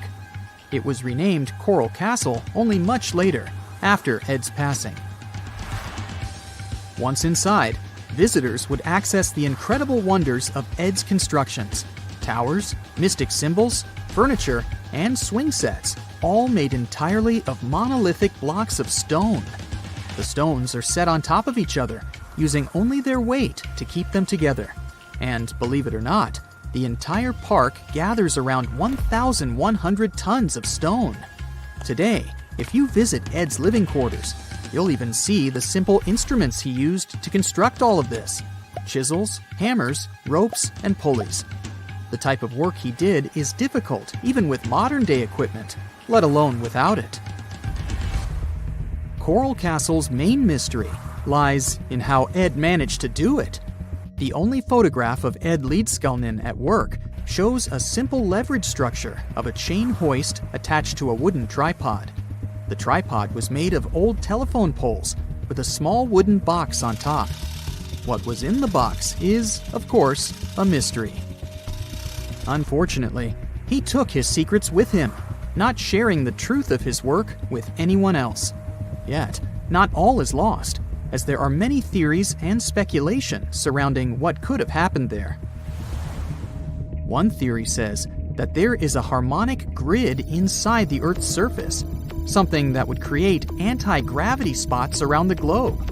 It's believed that Coral Castle was built in such a spot. This could explain why it took Ed so long to find land that pleased him. Maybe what he was looking for was a place that allowed him to experiment with anti-gravity forces. Yet, whenever Ed talked about his work, he would say he understood the laws of weight and leverage, and, sure thing, that he had cracked the secret of the pyramid builders. And what secret is that, you might ask? According to Ed himself, it has to do with magnetism. He even published a pamphlet called Magnetic Current.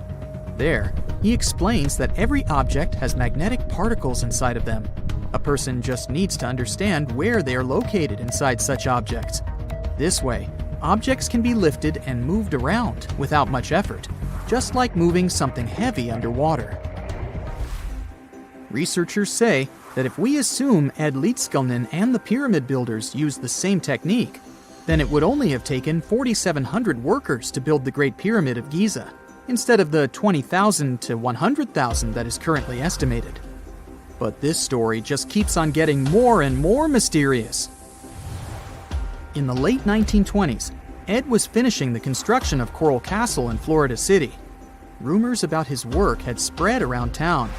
People said Ed was hiding a stash of money somewhere in his living quarters. One night, a group of men waited until Ed was alone and broke into the castle to rob him. They couldn't find the money and, luckily, didn't harm Ed. But in the following days, he decided that it was best he moved out of that land. Of course, he took more than his toothbrush along with him. Ed decided to move the entire Coral Castle to another land 10 kilometers away from where he had built the park. Legend says he hired a truck driver and asked him to swear secrecy about what Ed intended to do. He asked the driver to look away while Ed loaded the truck by himself, moving all of the rocks without any help. With the truck loaded, Ed and his castle moved to Homestead, Florida, where the park is located until this day. In 1986, a group of engineers from Florida University was called to try to fix the park's gate entrance, the 9-ton revolving door that Ed was so proud of. They arrived with plenty of modern-day equipment, including a 20-ton crane. When the engineers took the door down, they noticed that Ed had used a strange circular stone at the bottom of the revolving door. The engineers couldn't understand how this frisbee-sized rock could withstand 9 tons of weight without breaking into pieces. They sent the rock to the geology department at the University of Florida, but the geologists simply returned the rock, saying they couldn't find a match of this rock in their databases. They couldn't determine its origin. The engineers put the 9-ton gate back into place, trying to use other techniques. At first, it didn't work without the base rock Ed had originally used. So, they had to cut the gate rock to make it work as a revolving door once again, proving that modern-day technology couldn't replicate what Ed had done single-handedly. Fast forward to 2011, and another man claimed to have cracked the code of the pyramid builders and Ed Leedskalnin himself. Wally Wallington, a retired construction worker from Lapeer County, Michigan, has managed to build using similar techniques to those used by Ed. Wallington is known for having built his personal Stonehenge in Michigan. He is said to have used simple machines such as levers and counterweights, moving around multi-thousand-pound concrete blocks. Unlike Ed, Wallington has shared his techniques with the public. Multiple videos are showing the clever engineering he built from very simple materials. It sure is impressive. The man has moved his entire barn into another property just with the help of simple tools. However, there is no way to prove that these were the same techniques used to build Coral Castle. To this day, the secrets of Coral Castle haven't been unraveled. But hey, we can always keep trying to solve it. If there's a question that still baffles archaeologists to this day, it's this one. How did the ancient Egyptians build those magnificent pyramids? As far as we know today, their resources were quite limited, especially in terms of tools and building materials. We still don't have a fully satisfying answer, but hey, we've got some pretty amazing theories worth considering. The leading contender among these theories involves the clever Egyptians employing a sneaky strategy. Now picture this. They constructed a slanted and curving mound made of bricks, earth, and sand encircling the pyramid to be. As the pyramid grew taller and taller, they simply increased the height and length of this wacky structure. It's like they were playing an ancient game of Jenga. Now, how did they get those massive stone blocks up there? Well, according to the legendary ancient Greek historian Herodotus, they used sleds, rollers, and levers. It sounds like they turned construction into a supersized game of tug-of-war. And guess what? Herodotus also claimed that the Great Pyramid, the one from Giza, the granddaddy of them all, took a whopping 20 years to build. There's more. Herodotus also dropped a mind-boggling number on us. 100,000 men were supposedly involved in this pyramid extravaganza. Did they hire the entire Egyptian population? Well, it might not be as far-fetched as it sounds. These men were probably mostly farmers, so they probably focused on the pyramids when there wasn't much work to be done in the fields. Like during the flood season of the Nile River. Obviously, specialists in the archaeological community had something to add to this theory. By the late 20th century, they discovered some evidence that suggests the workforce might have been smaller and more permanent than previously thought. Instead of a massive army of 100,000 pyramid builders, they proposed that a modest crew of around 20,000 workers, accompanied by support personnel like bakers, physicians, and even spiritual leaders, could have gotten the job done. There was also this theory that claimed that the pyramids were actually built from the top downward. It suggested that these colossal structures were nothing more than isolated hills used as quarries. The stones were supposedly drawn from these hills, and over time, competing engineers took charge and transformed them into the iconic pyramids we know today. Now, before you dismiss this theory as a wild fantasy, some folks thought it wasn't completely crazy. After all, there are instances where isolated hills exist, so maybe this theory had a tiny glimmer of truth. Whether it involved ramp building or ingenious work schedules, one thing is clear. Those pyramids have definitely left their mark on history and on our imaginations. Now, speaking of ancient Egyptian mysteries, there's this gigantic unfinished obelisk sitting in ancient Egypt, and scientists are trying to figure out how it was shaped. Now, some people suggest that our industrious ancestors used handheld pounders to get the job done. One expert has a different take on the matter, though. He argues that if we take a closer look at the pattern left behind by the shaping tool, we'll notice something peculiar. The walls of the trenches surrounding the obelisk display a neat and even pattern, which is pretty unlikely if they were pounded away by mere mortal hands. According to this expert, those horizontal striations are usually the result of a tool that takes breaks while removing material, leaving its mark on the surface. But wait, there's more. Imagine the tool being rocked back and forth against the trench walls, clearing away the waste to keep the trench from narrowing. Well, in that case, the tool might have left some funky horizontal striations where it was pressed against the sidewall. This sounds like some fancy technology at play, don't you think? And guess what?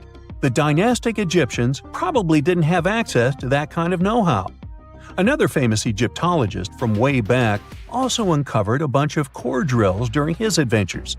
Although the actual drill bits are missing, his collection houses these particular core remnants made of limestone, alabaster, and even granite. These constructions aren't the only amazing thing the ancient Egyptians left behind, though. As it turns out, the Egyptians were the genius minds behind the creation of the handheld mirror. Yeah, that little mirror you use every day to check yourself out. But here's the twist. These mirrors are like pieces of art. They were decorated with inscriptions and figures. But that's not all. The Egyptians had a serious concern with their appearance. They knew the importance of personal hygiene and looking fabulous. So, in their quest for pearly whites, they invented toothbrushes and toothpaste. Dental problems were pretty common back then, and their smiles weren't exactly all white. Dentistry wasn't their strongest suit, you see. Maybe their minds were distracted by all that pyramid building. So that doesn't mean those ancient toothpaste recipes weren't amazing. One delightful concoction included rock salt, mint, dried iris petals, and pepper. Some brave dentists in the 21st century tried it out, and it worked pretty well. Ground-up ash was also used in another recipe to create a tooth cleansing paste. Mint was missing, so that didn't do much for their breath. That's when the genius Egyptians came up with the world's first breath mints. They made tablets from heated spices like cinnamon, and they mixed it with honey. Now, let's shift gears to home decor, Egyptian style. They surely took ornamentation to the next level. While the concept of decorating furniture started in Mesopotamia, the Egyptians cranked it up a notch. They went all out with different colors of ink and even developed various weights of paper. Oh, and let's not forget about those cute little area rugs we all have in our homes today. Guess who came up with the idea? Yep, the Egyptians. They used the versatile papyrus plant to make those cozy rugs. And speaking of trends, the Egyptians loved their knickknacks. They had an assortment of small figurines in the shapes of cats, dogs, and people. These statues were made from various materials, like simple sun-dried mud to the ultimate bling of gold. It all depended on how loaded you were. The Egyptians were also all about farming, and they knew that clean water was crucial for their crops and animals. That's why they came up with some nifty inventions and techniques to make sure their land was fertile and their plants were happy. First off, they had the genius idea of using ox-drawn plows.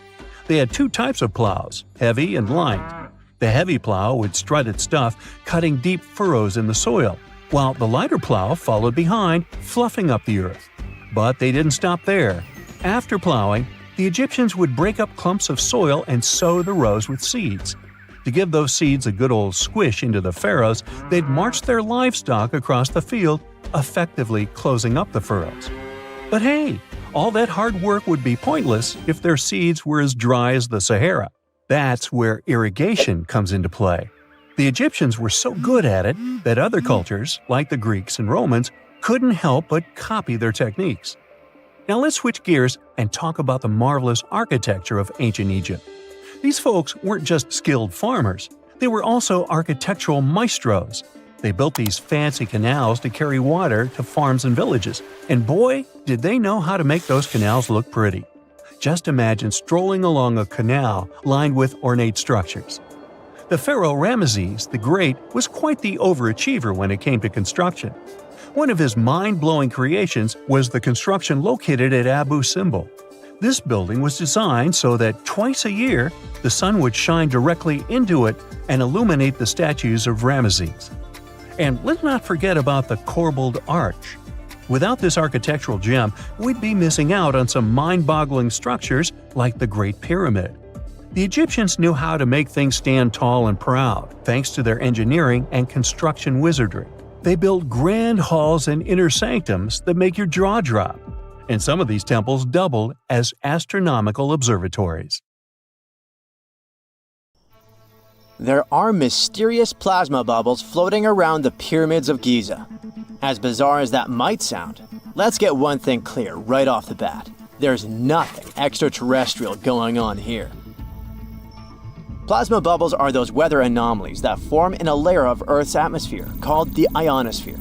This is an invisible layer surrounding our planet that stretches roughly from 50 to 400 miles above Earth's surface, right at the edge of space.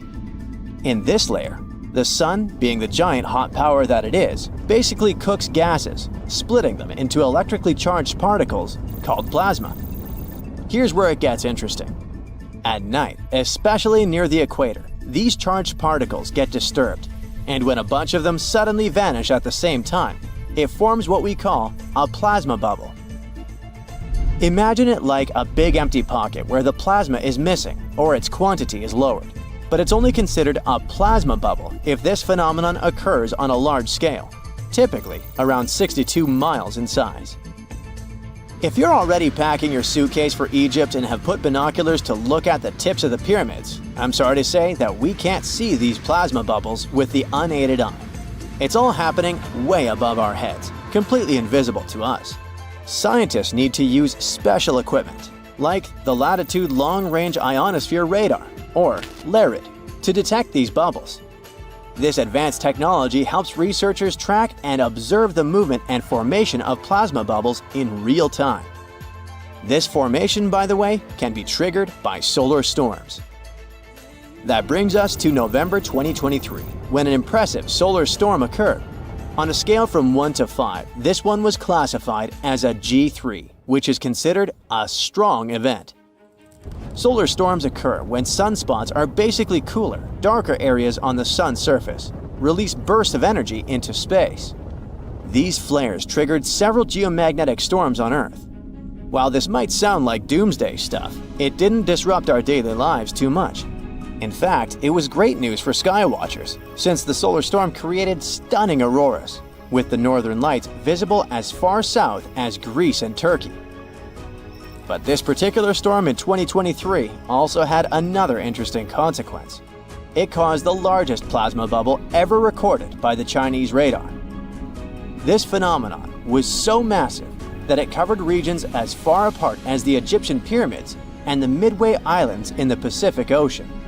Now that's a huge distance, and it is a big deal for science.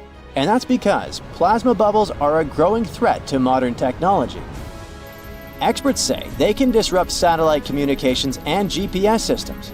So if you're using Google Maps or Waze and suddenly it can't figure out where you are, a plasma bubble might be to blame.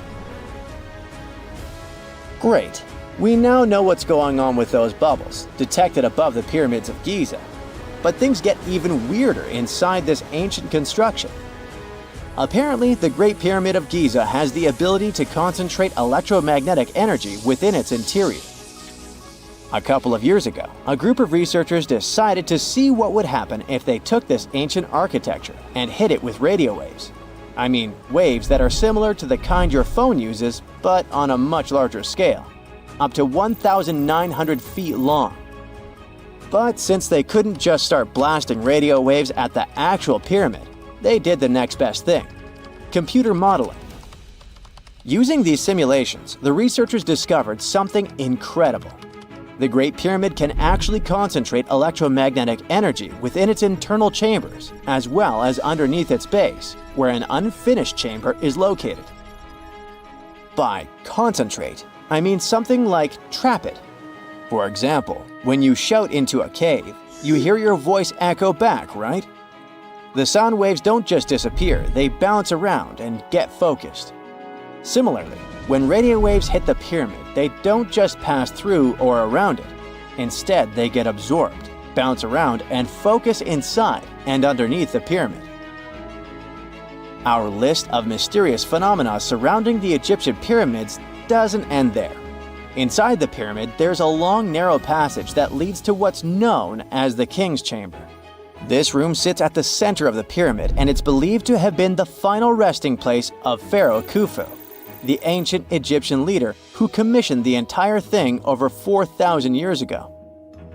When visitors step into the King's Chamber, two things normally strike them: the room's incredible acoustics and its heavy, imposing structure, which is entirely lined with red granite. Recently, scientists have started to connect these two facts. Some researchers now believe that the King's Chamber might be able to catch or pick up sound energy generated from other parts of the pyramid.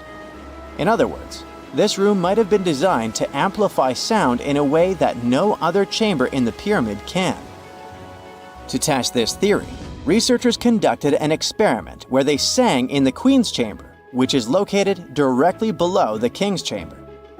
Here's where it gets wild. The music couldn't be heard in the lower underground rooms of the pyramid, but it sounded loud and clear in the King's Chamber. One possible explanation for this is the type of stone used in the King's Chamber: pink granite. Granite is known for its piezoelectric properties, meaning it can absorb energy from its surroundings, like sound vibrations, and convert it into electrical energy. This suggests that the chamber's unique acoustics might be due to more than just the shape of the room. It could be that the granite itself plays a role in amplifying and concentrating sound waves. According to scientists, these discoveries open up a whole new field of research into the pyramid's potential. Could the ancient pyramids have somehow harnessed the energy created by sound waves, or even Earth's natural vibrations? It might sound far-fetched, but considering the granite's piezoelectric properties are well documented in modern science, it's not entirely impossible. Who knows? Maybe we've only just scratched the surface of what the pyramids were truly capable of. Speaking of just scratching the surface, there's even more to think about, like how the pyramids ended up in such a perfect location. It seems the builders lined up the Great Pyramid with the cardinal points, meaning its sides are almost perfectly aligned with the four main directions: north, south, east, and west. There are many theories about how they did it, but one study suggests that Egyptians might have used the fall equinox to achieve this perfect alignment. During the equinox, the sun rises and sets directly in the east and west. It probably made it easier for builders to use the sun's position as a guide. By watching the sun during this time, they could make sure the pyramids were positioned just right. If we think about all these strange things about the pyramids, I mean their perfect alignment, the ability to concentrate radio waves, and the materials used in the chambers that might generate electrical energy, could the real purpose of the pyramids actually be much more complex than just being tombs? Well, Nikola Tesla thought so. It is said that the famous inventor and engineer was kind of obsessed with the Egyptian pyramids, and he wondered if they might actually be giant energy transmitters. He believed the shape and position of the pyramids could help them function as huge generators, capable of producing free, limitless energy. Some researchers agree with Tesla and believe that these massive monuments might have been designed as giant power plants. According to their theory, builders could have figured out how to move ions, those electrically charged particles in the atmosphere, by placing materials like copper, gold, and silver around the pyramids. So, it's definitely possible that the ancient Egyptians created a sustainable, renewable power source. Although this is a very interesting thought, we haven't been able to confirm this theory, and the true purpose of the pyramids remain one of humanity's biggest mysteries. Imagine working 7 days a week on a large-scale construction site. You, along with thousands of others, carry millions of stone blocks and put them on top of each other according to a complex system. You work without modern construction equipment. You have no air conditioning or constant access to water. It's so hot outside that you can fry eggs on the road. You've been building the pyramid for decades, and now, when it's finally done, you enjoy the result of the colossal work of thousands of people. You're looking at a giant cultural monument of global value that will freeze in time and amaze people for tens of thousands of years.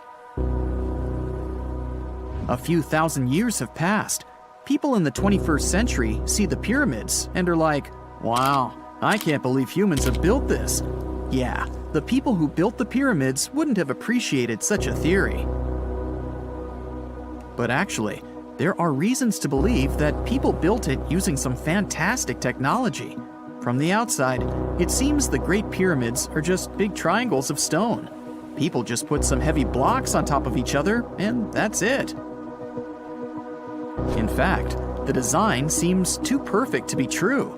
The pyramid consists of more than 2 million blocks. They lay so close to each other and are so even that you couldn't squeeze even a thin sheet of paper between them. Scientists still can't figure out the exact technology for building the Egyptian pyramids.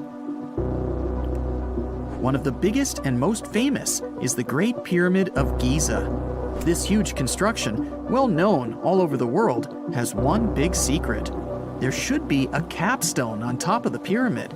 It's a triangular-shaped stone block, a small pyramid on top of a huge one. It's also called a pyramidion. The builders of ancient Egypt made it out of granite and limestone and covered it with gold. No records or old drawings prove that there was a pyramidion at the top of the Great Pyramid of Giza. But there's another ancient Egyptian structure with such a triangle, the Red Pyramid. It was built before the Great One, and its capstone has survived to this day. Archaeologists have found and reconstructed it. But where could the capstone of the Great Pyramid be? It's a mystery that still has no answer. Some are sure that some thieves have stolen it from the top. Maybe they just climbed up and pushed the pyramidion down. It makes perfect sense. The capstone was probably the most valuable element of the pyramid. Many scientists and archaeologists still don't know its exact purpose. Some believe that this peak covered with gold glorified the pharaohs. The capstone reflected moonlight at night and illuminated the entire space around it. During the day, the capstone reflected sunlight with its shiny surface. You could have noticed it from afar. The top of the pyramid was a kind of guiding star for lost travelers. All other stone blocks of the pyramid consist of limestone. People polish them to make them look shiny. In the past, they were even glowing and reflected light. You could see glowing pyramids from space, although they looked like tiny lights. Over thousands of years, winds, sandstorms, and rains have changed the pyramid's appearance. If people had taken care of them all this time, they would have looked like something out of science fiction movies, or the pyramids from Las Vegas. But unfortunately, we will never see their original appearance. Some archaeologists and scientists believe that the capstone could absorb the sun's energy and distribute it evenly throughout the pyramid. No one knows precisely why the Egyptians needed this technology. There's a theory the pyramids are ancient energy systems. The pharaohs applied this energy to use some unique technologies that were more advanced than all the achievements of the 21st century. And the triangular shape of the pyramids was ideal for boosting this electromagnetic energy. In theory, solar radiation, or electromagnetic forces, accumulated at the top of the pyramid, filled the inner rooms, and then went down the walls to the base. Any surface distortion could prevent the flow from spreading, so they had to create a perfectly smooth surface. That's why they installed the blocks so that nobody could squeeze a needle or razor blade between them. Many people believe in this theory because they built the pyramids from limestone. This material can hold energy inside itself. In the inner part, they created granite deposits to cause air ionization, that is, to create an electric charge. They also dug channels under the pyramid for water to transmit electricity. And at the top, they put a gold capstone, the best conductor of electricity. So, this is how you get a great power generator. Different cultures used similar technologies to create electricity all over the world. But these are all theories. If it had been working, humanity would have used these technologies today. There are mentions of the metal industry, chemistry, engineering, physics, mathematics, and astronomy in some ancient records. Most scientists don't believe in all these things. We know the detailed stages of the technology's development in different cultures. In the 21st century, scientists, historians, and anthropologists can track the evolution of all modern devices. If people had created some technological inventions in ancient times, the history of the world would have looked different. Perhaps all the achievements of antiquity could have been wiped off the face of the earth by global cataclysms. And it can happen to us. Just imagine how people would dig up a laptop in 5,000 years. Perhaps they wouldn't understand what kind of device it is. Another Egyptian wonder surrounded by mystery is the statue of the Sphinx. The Egyptians carved it out of a single massive piece of limestone about 4.5 thousand years ago. But scientists still don't know the exact date of its construction or who built it. People painted the Sphinx in different colors, so it looked much brighter and more vivid in the distant past. It was shining just like the Great Pyramids. Anyway, time hasn't only changed its appearance, but its name too. Initially, the Egyptians called it Hor-Mekhet. The Greeks renamed it the Sphinx about a few hundred years after it had been built. The Sphinx emphasized the greatness of the rulers of Egypt. It also performed a symbolic function of a watchdog guarding the tomb of the pharaoh and the paths leading to it. This version sounds realistic, since archaeologists have discovered many secret entrances at the foot of the Sphinx. Perhaps these rooms and intricate tunnels lead to underground halls with treasures. And treasures don't always mean gold and jewelry. According to legends and theories, the Sphinx guards the Hall of Records, the storage of all humankind's knowledge. The information about the ancient mythical state of Atlantis could be there. You can find many detailed maps of the internal dungeons of the Sphinx on the internet. They show structures 12 stories deep under the statue. It looks like a small city filled with gold, scrolls of knowledge, and various ancient artifacts. But don't believe all these maps. These are just theories. Several thousand years have passed, but people have very little information about it.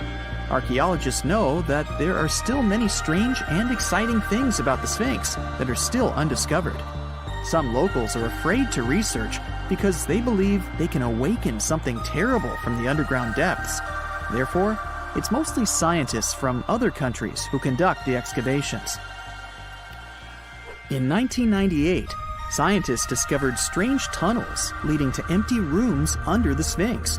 They realized that some people tried to get there through tunnels in the past, and maybe those people took all the treasures that were there. One of the legends says that some powerful artifact lays beneath the Sphinx. Its technology can change the whole world, but the locals are hiding it because it can damage the planet. Some believe that you can find evidence of unknown technologies painted on the granite walls in the pharaoh's tombs. But most likely, these paintings and signs tell us the myths and legends of ancient Egypt. But what if Egyptian symbols and drawings are detailed instructions for using ancient technologies? What if the locals that lived at that time thought, people in the future won't be able to get energy themselves. Let's leave some detailed instructions for them. Anyway, there are many riddles and theories. In reality, the search for answers is a dangerous undertaking, since it's not easy to get into the underground halls. Excavations can ruin the structure of the entire Sphinx. Any person inside the tunnels may get lost and never be able to find their way back. Besides, it costs a lot of money. Now, what would be awesome is if people could invent some device that could scan underground areas and show their detailed models. We know that the ancient Egyptians were talented enough to build something as grand as the pyramids, but were they also smart enough to measure the speed of light? There's a theory circulating online that says exactly that. If you look at these two numbers, you'll see that they match completely. The first one is the speed of light in a vacuum measured in meters. and the second one is the latitude of the Great Pyramid of Giza. So, was it done on purpose, or is it just a coincidence? Well, happily, we can tell you that it's actually just a coincidence, not another conspiracy thingy. The Great Pyramid is just one of the many places in the world that share the same latitude. And more importantly, even if the ancient Egyptians had somehow measured the speed of light and chosen to keep it a secret from the rest of the world, they wouldn't have used meters to put it down. Meters were only defined at the end of the 18th century. The builders of the pyramids used a different unit of measure called cubits.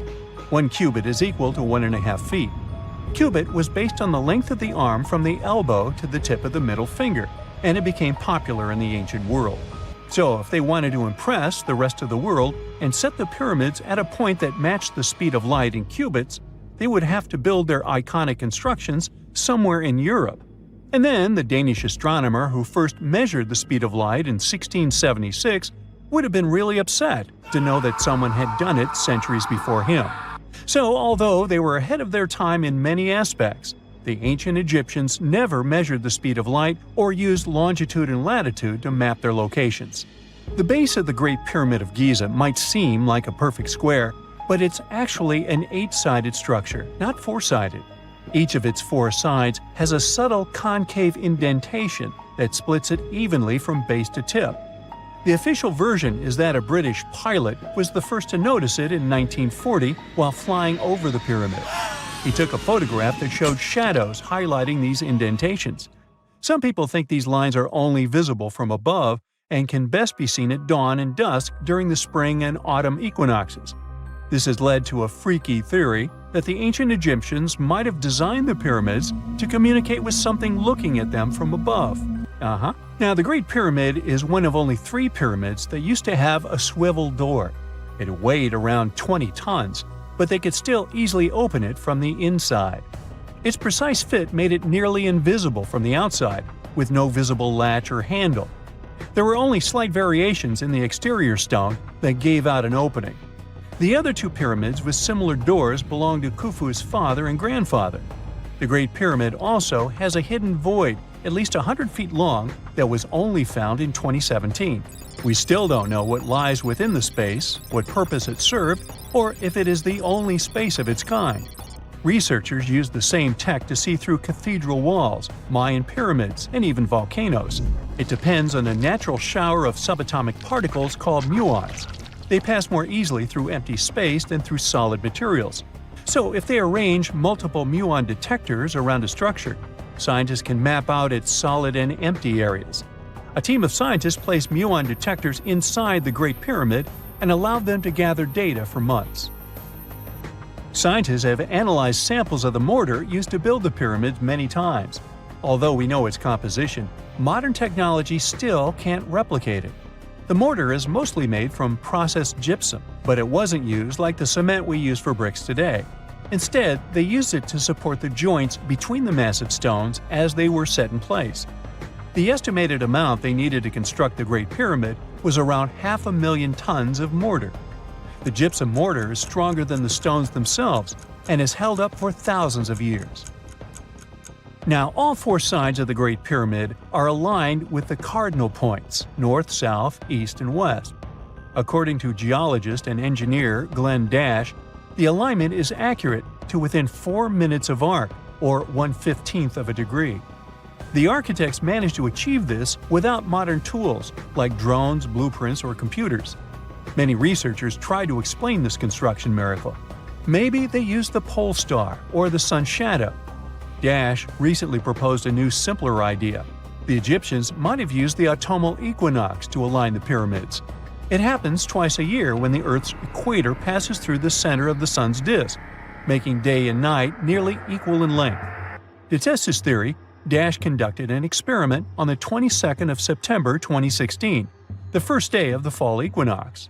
He used a special rod the Egyptians had to cast a shadow and tracked its tip at regular intervals, forming a smooth curve. By connecting 2 points of the curve with a taut string, he created an almost perfect east-west line. Dash noted that on the equinox, the shadow's tip runs in a straight line, nearly perfectly east-west, and with a slight counterclockwise error. There's a similar error in the pyramids. Although his experiment was conducted in Connecticut, Dash believes that the same method would work in Egypt. All the ancient Egyptians needed was a clear, sunny day. They could determine the fall equinox by counting 91 days from the summer solstice. But they left us few clues, and no engineering documents or architectural plans have been found that explain their methods. So they might have mapped shadows, but it's not definite. Now, scientists have long wondered how heavy stone blocks were carried to the pyramid sites, and they might finally have an answer.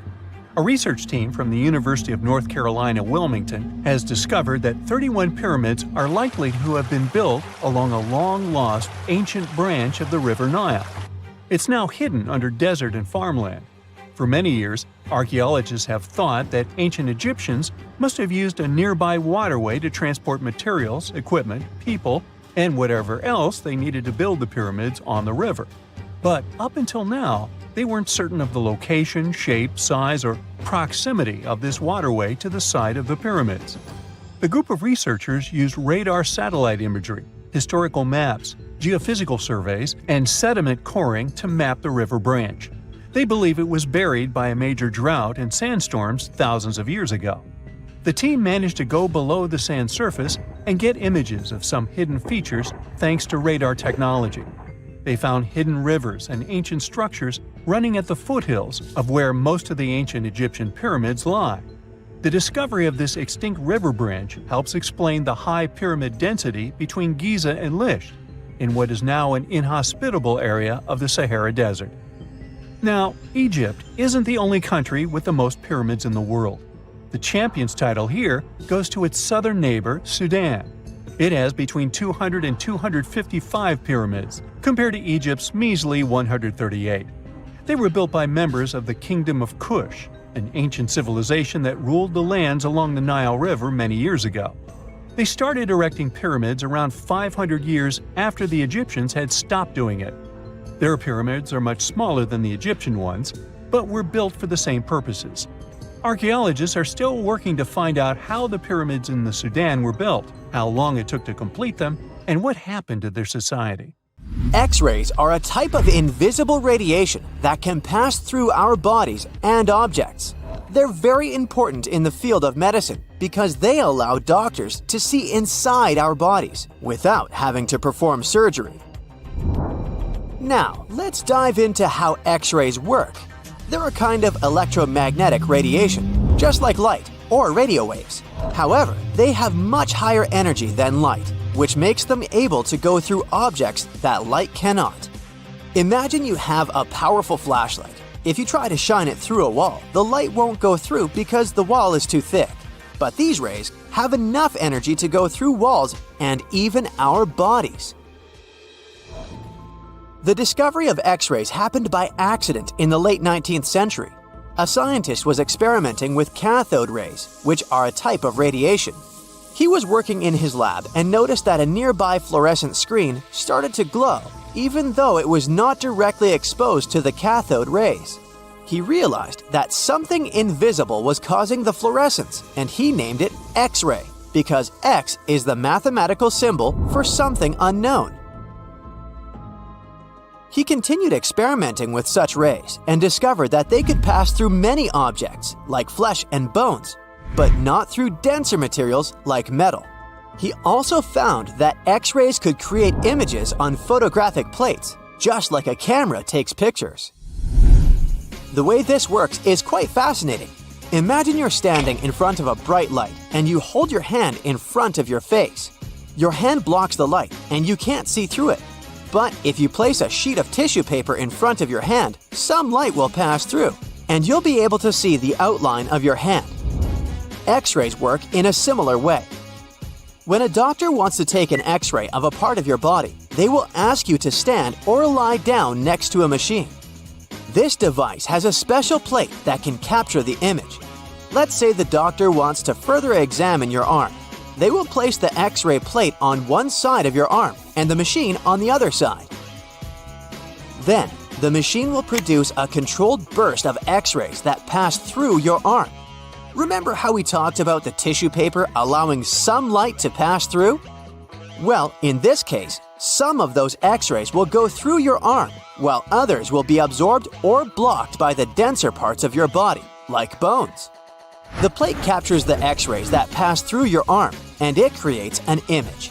This image shows the bones and other structures inside your body, allowing the doctor to see if there are any problems or injuries.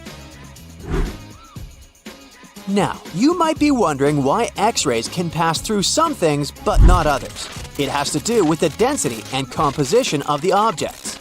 Denser materials like bones absorb more X-rays, so they appear white in the image. So when you look at the result, you'll see your bones as white shapes. Other tissues like muscles and organs are less dense and allow some of those rays to pass through, so they appear as gray shadows. What if I told you there's a whole new way you can peek inside objects, but without using X-rays?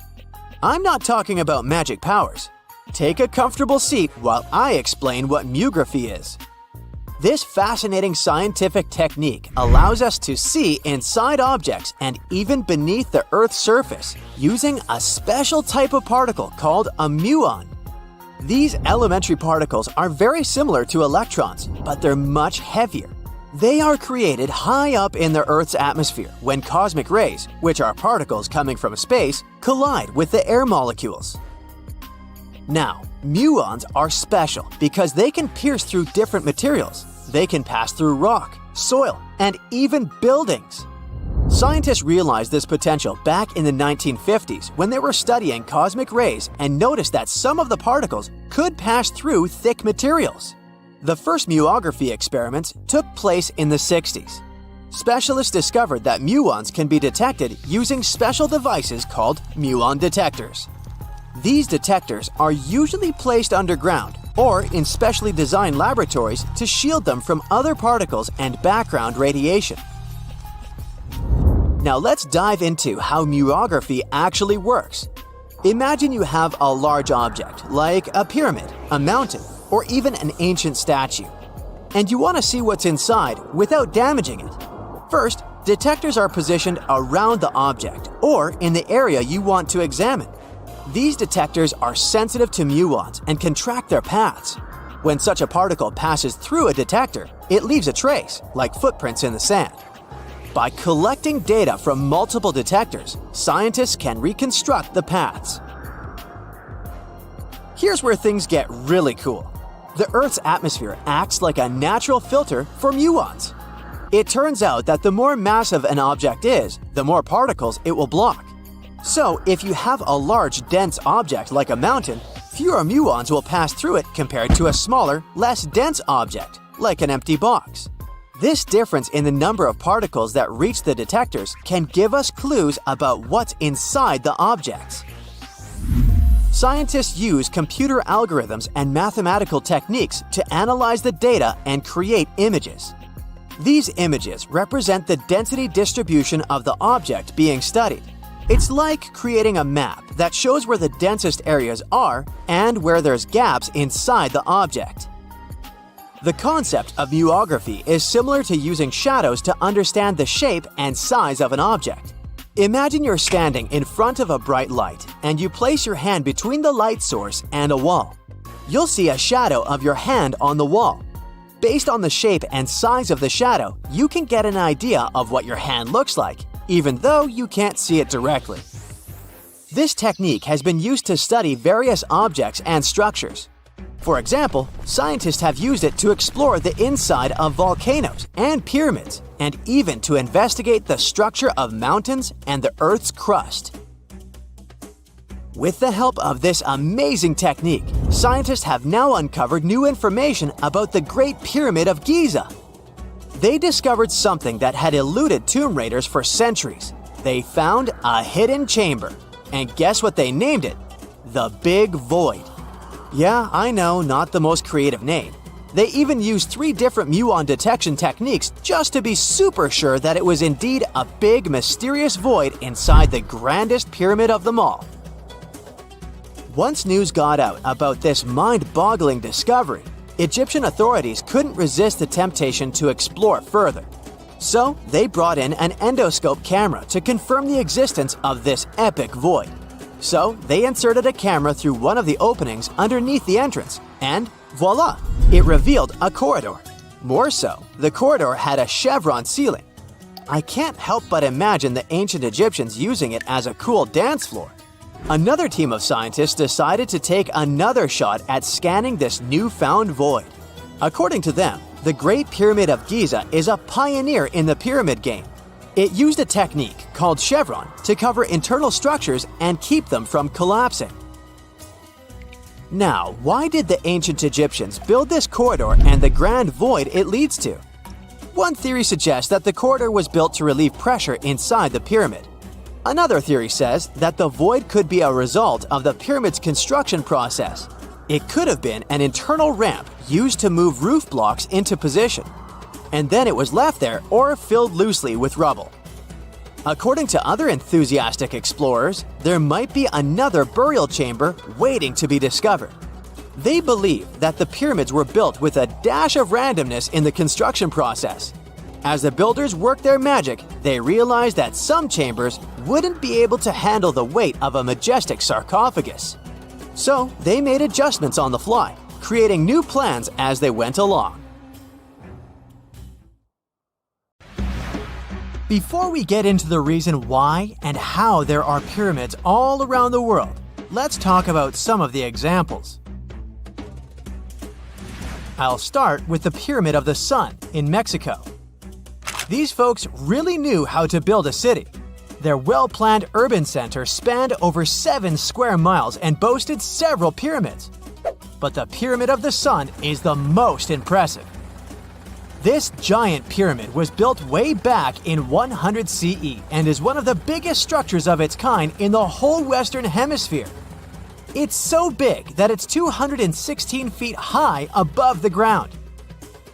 If you ever find yourself in this ancient city, you won't be able to miss the Pyramid of the Sun. It's right there on the east side of the Avenue of the Dead, the city's main north-south street. To build this incredible pyramid, around 1 million cubic yards of material were used, including a special kind of red volcanic rock called hued tizontal. Impressive, huh? We don't know too much about the people who built the Pyramid of the Sun or its purpose. But archaeologists believe there was once a temple on top of it. When explorers went below the pyramid in the 1970s, they found a bunch of cool tunnels and chambers. In 2011, they even found a secret stash of clay pots, obsidian pieces, animal bones, human figurines, and a mask. Who knows what other secrets the pyramid is hiding? If you decide to see this one, you must climb the pyramid using the 248 uneven steps on the west side. Watch your step. Sudan got some pyramids too. Nubian pyramids aren't as big as the ones in Egypt, but they still got around 200 of them. These ancient pyramids have been home to the tombs of the pharaohs of the Meroitic Kingdom for almost 1,000 years, who ruled Egypt from Nubia to the Mediterranean Sea. The pyramids at Meroe were constructed using granite and reddish sandstone. Oh, and did you know that Sudan has more ancient pyramids than Egypt? The Kushite pyramids depict the indigenous architecture and burial traditions of Nubia's Napata and Meroe kingdoms, which ancient Egypt influenced. Meroe, the burial site of over 40 queens and kings, is the most extensive Nubian pyramid site. The tomb walls depict mummified royals bedecked in jewelry, their wooden caskets containing bows, quivers of arrows, and other artifacts pointing to the Meroitic relationship and trade with Egyptian and Greek civilizations. So if you're looking for some ancient tombs to explore, you may consider skipping the crowds in Egypt and heading on down to Sudan. Let's fly to Iraq to see some more pyramids. Ziggurats have fancy receding layers and tiered temples. Instead of a smooth exterior, it has tiers like a cake. Perfect for all the important work and rituals that went on inside. You can find these towering structures scattered throughout Iraq and Iran, and they're a real testament to the power and skills of the people who built them. One of the biggest and most impressive ziggurats is the ziggurat at Ur. It's basically a giant rectangular pyramid that stands a whopping 70 to 100 feet tall, with 3 levels of terraces and a temple on top. Can you imagine how many baked bricks it took to build that thing? Try 720,000 for just the lower portion. This particular ziggurat was built for Sumerian king Ur-Nammu. Similar to other ones, this pyramid has been around for thousands of years, so it got a little rough around the edges. Thankfully, the Babylonian king Nebuchadnezzar II and some archaeologists came to the rescue in the 6th and 20th centuries respectively, and now you can find this near Talil Air Base. The ziggurat at Ur was built in 2100 BCE by King Ur-Nammu for the moon deity Nana. It was the tallest building in the city, and you could see it from miles around. It was like the medieval cathedral spire of its day. People would come here to bring their agricultural surplus and get their food allotments and seek spiritual nourishment. Sadly, the Nana temple at the top of the ziggurat didn't survive, but we do have some blue glazed bricks that may have been part of its decoration. The lower parts of the ziggurat are pretty amazing though. The architects even included holes in the temple's baked exterior to let the water evaporate from its core. Since we explored some of the pyramids on our planet, let's take a broader perspective. They can be found in many parts of the world. Egypt has over 100 pyramids, double that number in Sudan, and dozens of others are scattered in the Middle East and China. The Americas have the most pyramids in total, with more pyramids than the rest of the world combined. These pyramids are located in Mexico, Guatemala, Honduras, and El Salvador. Time to know more about the evolution of pyramids through history. The oldest pyramid is in Egypt. This pyramid was a step pyramid, which was created by placing one layer of stone on top of another. The pharaoh Sneferu is credited with creating the pyramid shape we recognize today. During his 45-year reign, he built 3 pyramids. His first 2 attempts failed, but he finally got it right with the Red Pyramid, which is considered the first true pyramid. It was Sneferu's son, Khufu, who built the Great Pyramid of Giza, which was the tallest human-made structure on Earth for almost 4,000 years. Latin American pyramids are similar to early Egyptian step pyramids, but they were built independently, with no knowledge of each other. The pyramids in Sudan were built around 700 BCE and are tall but much narrower than those in Egypt. How in the world did all these civilizations build these things without even texting each other? After all, the Aztecs, Mayans, and ancient Egyptians were about as different as possible. But despite their cultural differences, they all seem to agree on one thing: pyramids were pretty cool.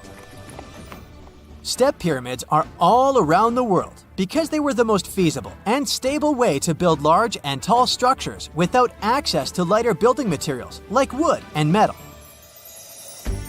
The triangular form with a square base is the best way to build a sturdy structure, and having a cube structure would require more material for less height.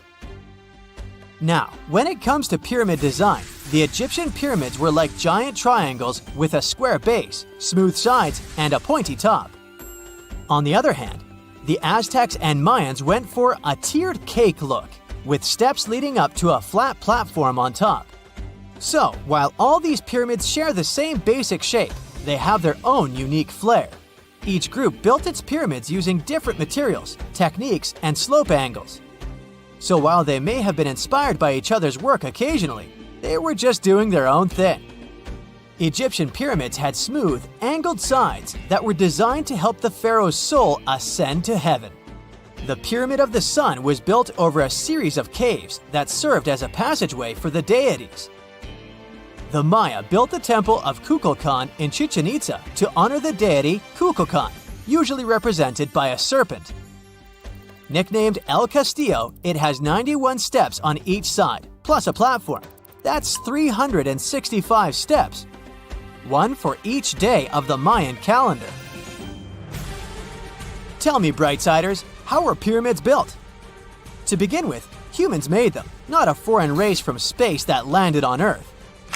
You see, one thing that all pyramids have in common is that they were built without advanced tools or even the wheel.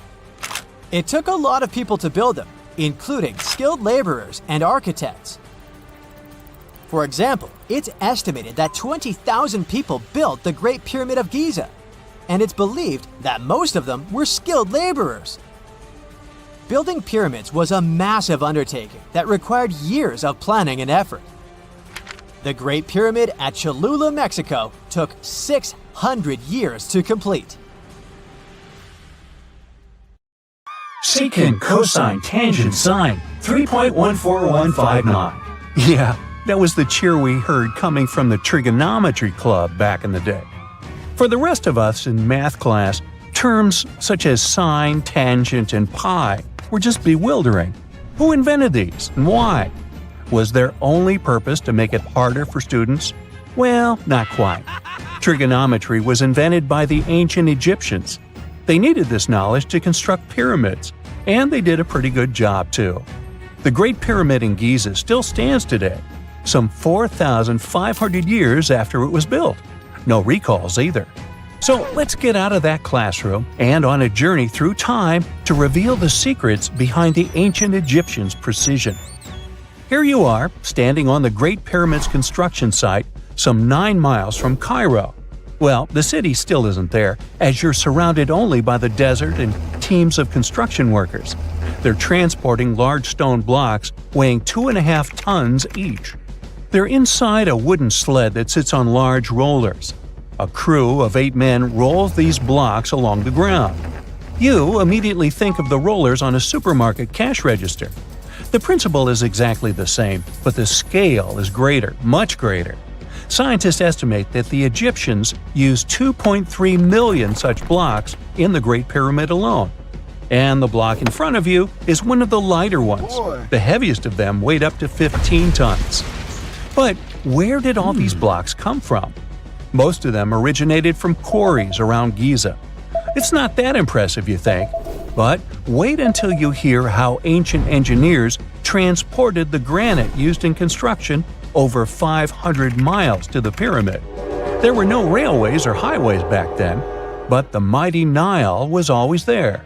Researchers even believe that the Egyptians dug a canal to connect the Nile directly to the pyramid's construction site. All they had to do then was to wait for the flood season to begin, and voila! The rising water levels floated the heavy stone blocks for them. But how did they lift the enormous stones on dry land to stack them up to the top? Did they use oversized cranes? Well, ancient Egyptians worked around this problem, literally speaking. One of the workers is now pointing to the giant ramp going around the pyramid they're building. This is how a mountain road zigzags its way to the top. If the ramp went directly to the top of the pyramid, then workers couldn't pull the stone blocks along it. It would be too steep. Scientists have calculated that 8% could be the maximum incline. So ancient Egyptians just extended the ramp around the pyramid. Again, these are all theories, as the ramp could have been inside the pyramid, as some researchers suggest. The exact building method is still a mystery, guarded by the Sphinx. That's its real name, right? Wrong. As the Great Sphinx is just the statue's alias. You know, the name writers take when they want to hide their true identity, or a singer's stage name. The Sphinx's real name, translated from Egyptian, means Horus in the horizon. That was the name for the Egyptian deity of the sky. The trail of mystery doesn't end there. As a man walks past you with a bucket of paint, he's going to add a touch of color to the Great Sphinx. Researchers found specks of this red color next to its ear. That was some strong paint, as it survived for thousands of years. You are now standing straight in front of the Sphinx. You look up. It's very tall, right? 66 feet to be precise. Now resist the urge to take a selfie. You can do it. Now you notice something else. It looks like the Sphinx is in the center of a giant triangle in the back.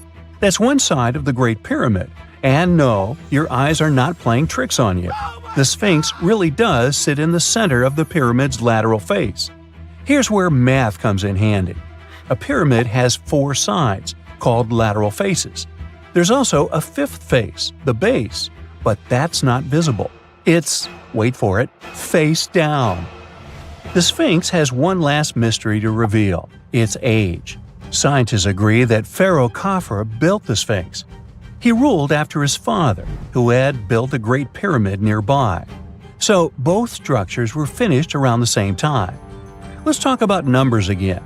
You've heard of Cleopatra, the Egyptian princess described as a woman of great beauty. Hello? She saw the pyramids, but she lived closer to the time of the first iPhone than the time of the people who built the pyramids. Fascinating, right? You can see thousands of people around you. They're working hard to build the pharaoh's tomb. But how many of them are there exactly? One Greek philosopher estimated there were as many as 100,000 workers. Seems like an okay number for such an enormous structure, but it can't be true. Science simply can't back up this number. Egyptologists put the total number of workers at 30,000. And yes, Indiana Jones was one of them, at least on the big screen, but he showed up late. Egyptologists know a lot about the pyramids, but not everything. Not because they don't want to, but because they haven't yet dug up enough evidence. They can only guess how the building process went.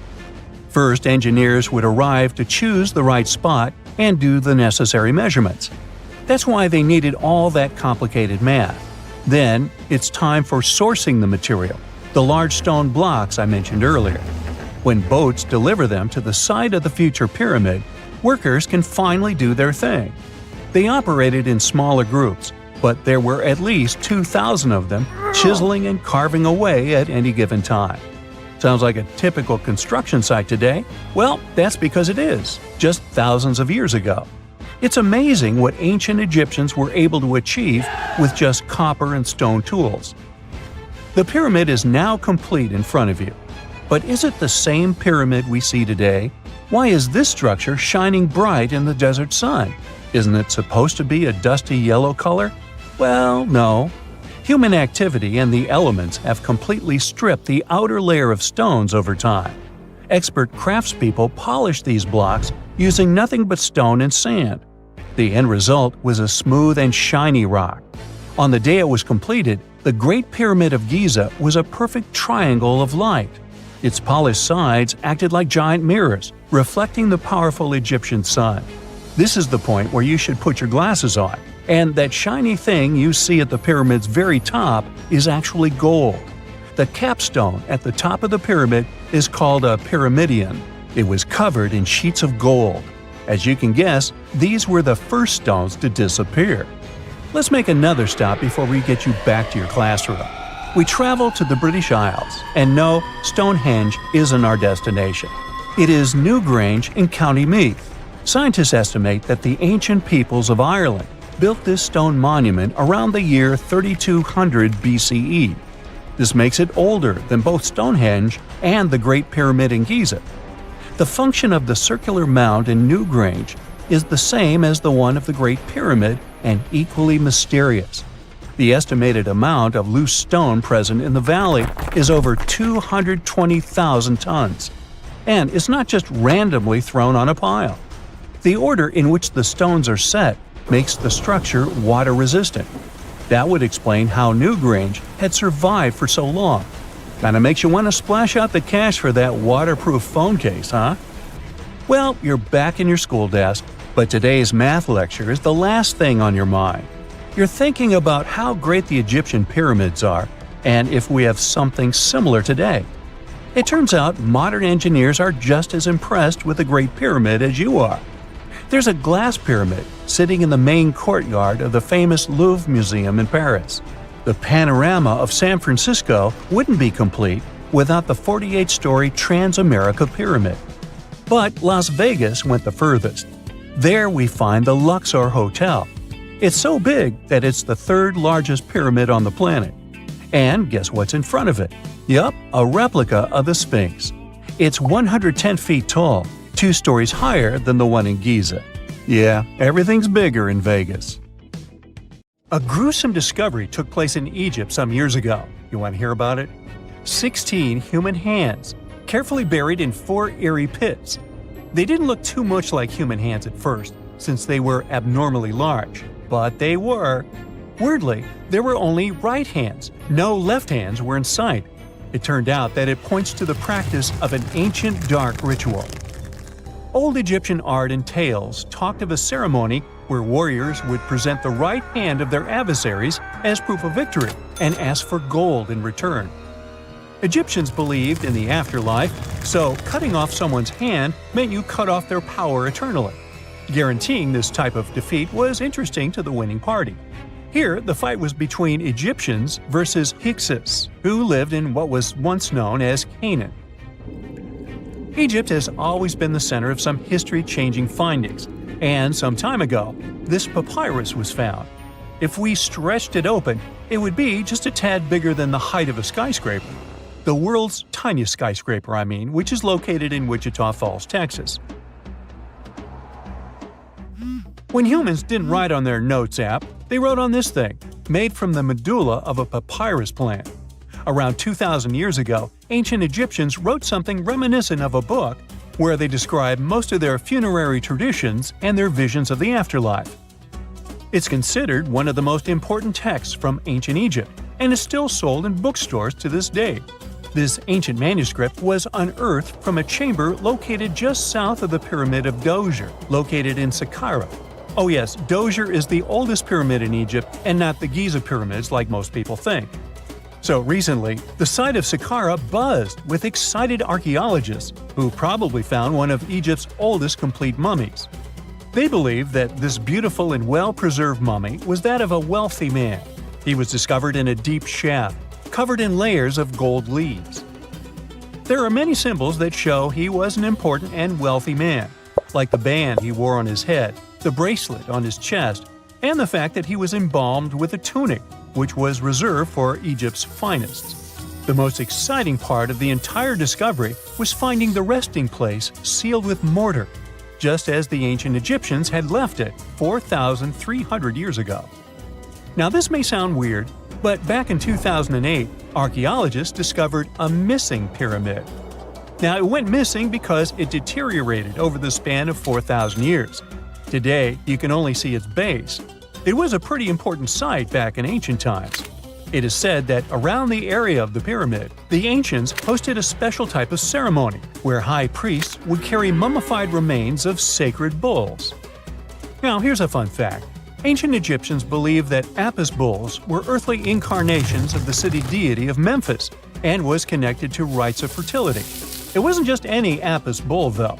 They needed to be all black with a single white mark between its horns and a bunch of very specific characteristics. They were selected by the local priests and honored until they passed away. After that, they were mummified and buried in underground galleries. Meanwhile, this missing pyramid sort of disappeared around the 1800s. It was a German archaeologist who first found it in the village of Saqqara. He called it the Headless Pyramid when he first found it. But then, years after the official discovery, the desert sand came along and covered the whole thing. There were some excavations between the 19th and 20th centuries, but they weren't too systematic. That's why scientists were so thrilled when they dug an entire pyramid's base after removing the 25-foot mound of sand that was covering it. Oh, and it turns out American archaeologists are excavating a cemetery in Egypt that could contain over 1 million mummified bodies. So far, archaeologists have dug around 1,700 mummies. One of the main differences from other classic Egyptian mummies is that these people weren't kings and pharaohs. They were commoners that most likely lived about 1,500 years ago, when Egypt was controlled by the Roman and Byzantine empires. The name of the cemetery is cool though, the Way of the Water Buffalo, just in case you want to check it out on your next trip. Other than bulls and buffaloes, ancient Egyptians also liked baboons. Are you seeing a pattern here? In the beginning of the 20th century, archaeologists discovered a site filled with mummified baboons in a place called, guess what? The Valley of Monkeys. An animal wouldn't have been mummified if it wasn't considered important. Certain animals were more important than others, since they were linked to specific deities. Jackals were connected to Anubis, the ancient god of the afterlife, and cats were likened to the female deity Bastet. Baboons were a pretty big deal, since they were believed to be connected to Thoth, the deity of wisdom and advisor to Ra, one of Egypt's supreme deities. The archaeologists who studied these animals weren't too happy. They think these baboons were kept inside and were deprived of sunlight for most of their lives. They had extreme vitamin D deficiencies and they were poorly fed. Maybe Thoth got angry with these baboon keepers. Just a guess. Since there's never a boring day for archaeologists in Egypt, they also found human mummies with golden tongues. Since Egyptians were all about the afterlife, they believed that golden tongues might help a person speak once they pass to the other side. I mean, it's a long shot, but hey, why not? Some of these mummies were placed in wooden coffins with goods, such as necklaces, pottery, golden artifacts in the shape of lotus flowers and scarab beetles, and iPhones. Just kidding. A new temple was also unearthed recently in Egypt. Scientists believe it was dedicated to honor Zeus Cassios. That deity would be a cross between Zeus, the almighty Greek deity of the sky, and Mount Cassios. While digging around the Sinai Peninsula in Egypt, archaeologists spotted 2 pink granite columns poking out of the ground, and bingo. They believe these columns represented the temple's front gate and collapsed during an earthquake many years ago. And speaking of deities, there weren't only super serious deities. Recently, scientists unearthed a golden ring in a city south of Cairo. No, Frodo, it's not magical. It was a normal gold ring, but it had the depiction of the deity of fun, officially named Bes. This deity is often described in sacred texts as a happy, chubby dwarf. Today, many tattoos we get are sorta deprived of any sense and are made of aesthetic purposes only. In ancient Egypt, though, women would get tattoos as a token of protection for childbirth. That's what scientists think, at least. Around the Nile region, scientists found some mummies that had well-preserved tattoos, which is a rarity since the skin deteriorates so easily. 2 of these women tattooed their lower backs, and the drawings were simple. They were mostly pictures, including that same chubby dwarf we just talked about, Bes. He also had a side hustle as the protector of women during childbirth. Now, would you believe me if I told you ancient Egyptians invented robots? No? Well, that's because that's not entirely true.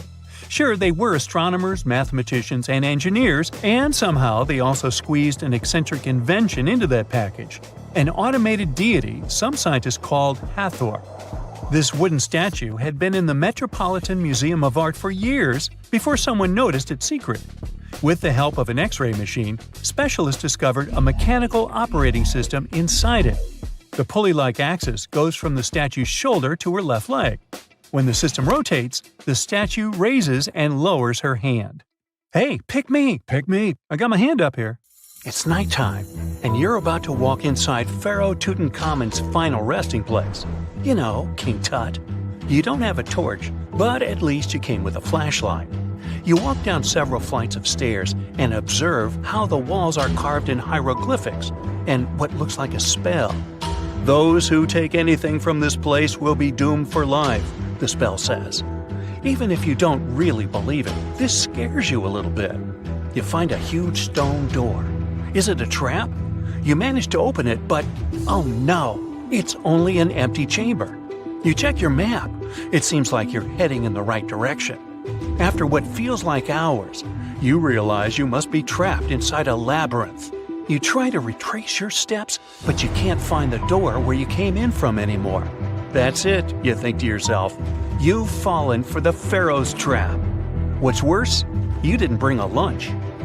Okay, so we've all seen Hollywood movies where the main character is exploring ancient ruins and faces some seriously dangerous traps, right? We've been told Egyptian royalty protected their final resting places with venomous scorpions and snakes, sliding doors that will trap you for life, and giant rolling boulders that will crush anyone on their paths. The thing is, were these traps truly real? Well, I regret to be the one to break it to you, but this is all fiction. These elaborate traps were too technologically advanced for ancient civilizations to pull off. That is not to say, however, that there weren't any traps at all. Ancient civilizations, like the Egyptians and the Mayans, are known for their practice of building entire monuments dedicated to the ones who had passed away. These structures would often reflect the position of person occupied in society. So, for the really important people, the VIPs of their times, massive monuments were built to host their bodies long after they were gone. Some of these civilizations believed that a person's life would continue on the other side of the veil. For that reason, a person would be buried together with the belongings of their current life. If they had a lot of money and power and stuff, that meant their resting places would be filled with riches and gold. Now imagine if you lived in ancient Egypt and you knew exactly where all the pharaohs' tombs were located and had heard rumors of the amount of wealth kept in these places. Maybe you would be tempted to go check it out, right? We're talking about large rooms filled from floor to ceiling with golden artifacts, jewels, and even money. I mean, it does sound tempting. And since there weren't any security guards protecting the entrance of these places, Egyptians needed to get creative as to how they would protect these riches. These old civilizations found some traps to be useful. A recurring one was building empty rooms inside the monument to confuse a burglar. Now, let's take a look at Amenhotep III's final resting place as an example. It was built in the city of Luxor, in a spot also known as the Western Valley of the Kings. Two French engineers originally discovered the monument between 1905 and 1914 CE. The structure is huge and has more than 10 chambers, connected by long corridors and steep stairways. The King's Chamber is the most hidden one, and for an outsider to try and find it, they will probably enter a lot of empty rooms beforehand. Other pharaohs tried to protect their riches by commissioning monuments with false doors concealing pits that were up to 20 feet deep. This way, an unwarned and unwanted visitor would be surprised by the deep hole on their way to the king's resting chamber. Alongside false doors, pharaohs made sure to build labyrinth-style corridors and false walls. This way, robbers could take hours or days before they found the king's real chamber. As to pits with poisonous snakes on them, if there were any reptiles inside these monuments, they probably got inside on their own, and would most likely not stay there for long. There is no way snakes would survive years and years without food inside these pits. So yes, another Hollywood-induced belief right there. If these traps seem boring to you, archaeologists did find an interesting deterrent in the final resting place of the Red Queen of Palenque in Mexico. Palenque was one of the most powerful Mayan cities in pre-Columbian Mexico, and the Red Queen was believed to be the grandmother of the last Mayan king, undoubtedly a person of immense importance to the empire. In her honor, a huge monument was built to keep her body after her passing. The discovery of the tomb itself was already thrilling. Archaeologists found an ancient monument when digging at the site back in 1994. The first thing they found was a room with a hidden door. Once they opened the door, they discovered a long corridor. Finally, at the end of this corridor was the Queen's chamber. The team of archaeologists was beyond excited to unearth this chamber with the mummy of the Queen herself still inside it. They found her to be accompanied by her pearls, jade shells, and expensive rocks. But as the team explored the remains, they saw something rather strange. The room was filled with a red-colored powder. Researchers knew that the color red was important to the Mayan people, and that much of their clothing and buildings were decorated with this color. But they didn't understand why the queen was buried with this unknown red substance. After they took a sample back with them for further analysis, they discovered that the red powder was cinnabar, a very dangerous mineral.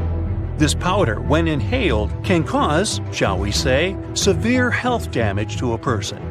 The team concluded that this could only be a trap for anyone trying to steal her riches. Okay, so dangerous powders might have worked as the most intense traps we've seen until now. But perhaps the cheapest way to keep out unwanted visitors was to advertise spells written out all over the monument. We'd probably laugh at these today, but back in the day, they were more or less effective. Spells usually said that the person who took anything from that place would meet a tragic fate. Some spells said that robbers would lose their houses in big fires or terrible floods. Other spells said burglars would have incurable and undiagnosed health issues, but they weren't really enough to stop people from taking any gold. There are some stories surrounding how these spells might have been real. One of them is from the famous British Egyptologist Howard Carter, the one responsible for unearthing Pharaoh Tutankhamun's resting place in the 1920s. After months of unsuccessful digging, Carter discovered the tomb's existence by chance. He found the entrance to a stairway right beneath the soil where he had been searching all those months. With the help of a team, he cleared the piles of sand blocking the stairs and discovered a doorway. The door had several royal symbols carved into it, and Carter knew this could only mean a very important person had been buried there.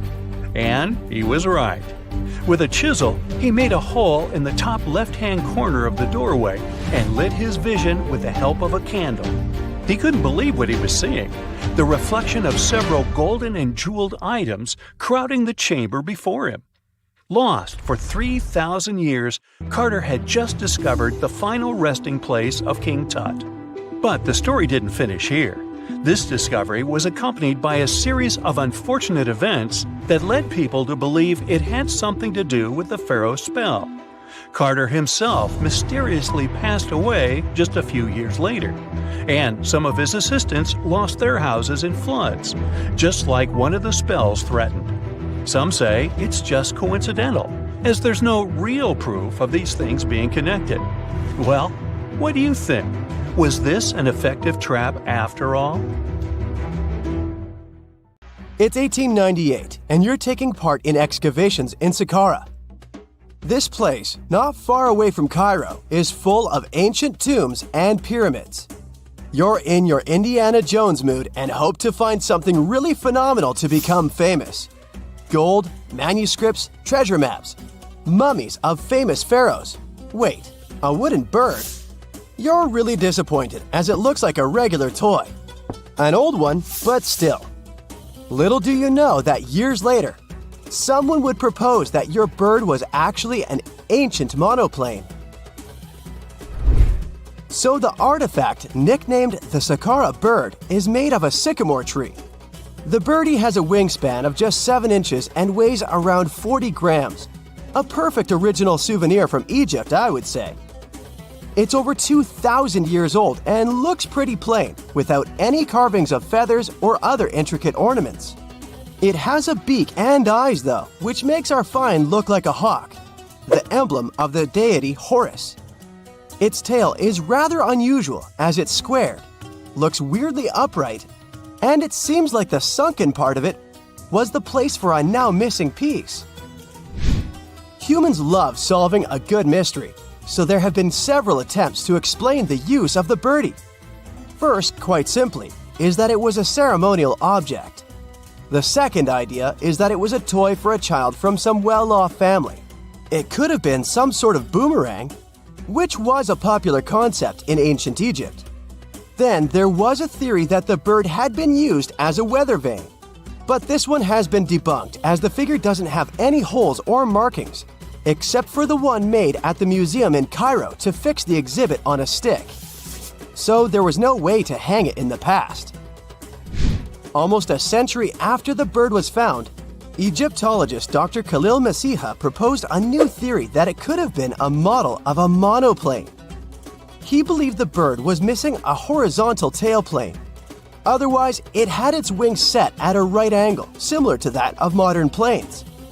It could have worked to generate the aerodynamic lift necessary for flights.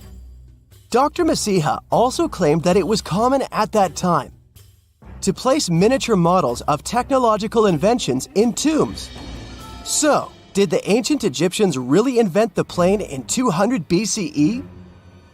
That would make the Wright brothers, who are considered the inventors of aviation, really upset. They made one of their first flights only in 1903. There's just one way to know for sure, and that is to test the model. But you know, the ancient museum in Cairo would unlikely let one of their cherished exhibits fly around like a toy. That's why glider designer Martin Gregory built a similar model, this time of balsa wood, and concluded that even with the missing tailplane, the plane wasn't much of a flyer. Case solved? Not really. This didn't sound convincing enough to the History Channel, so they invited an aerodynamics expert to build another replica of the bird.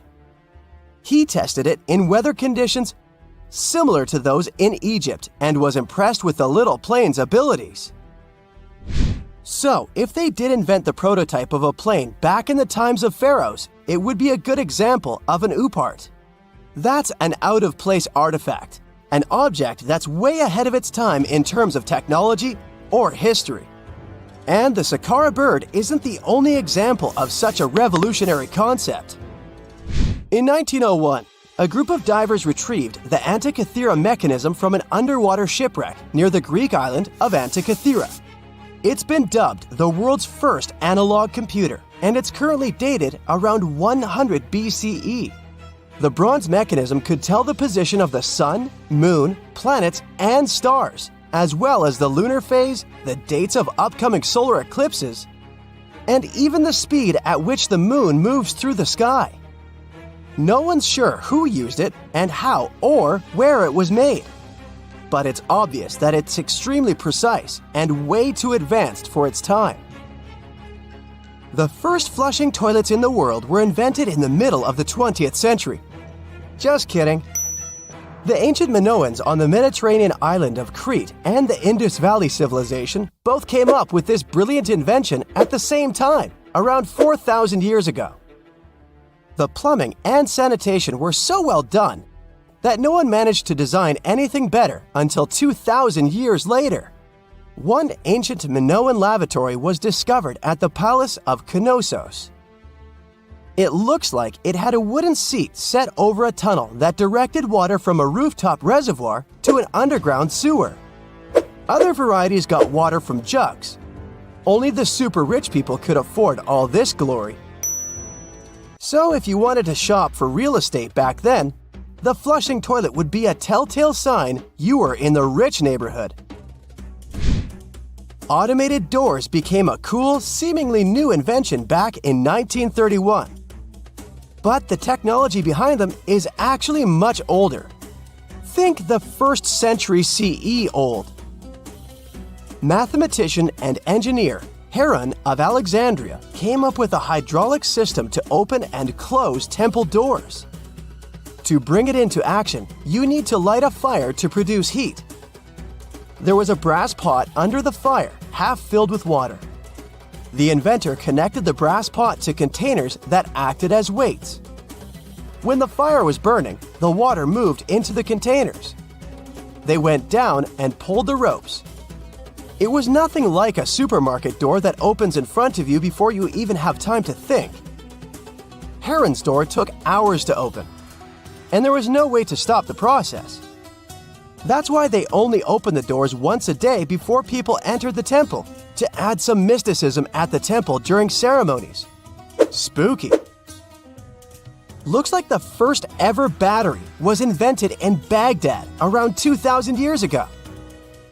A German archaeologist found this oval-shaped clay jar in 1938.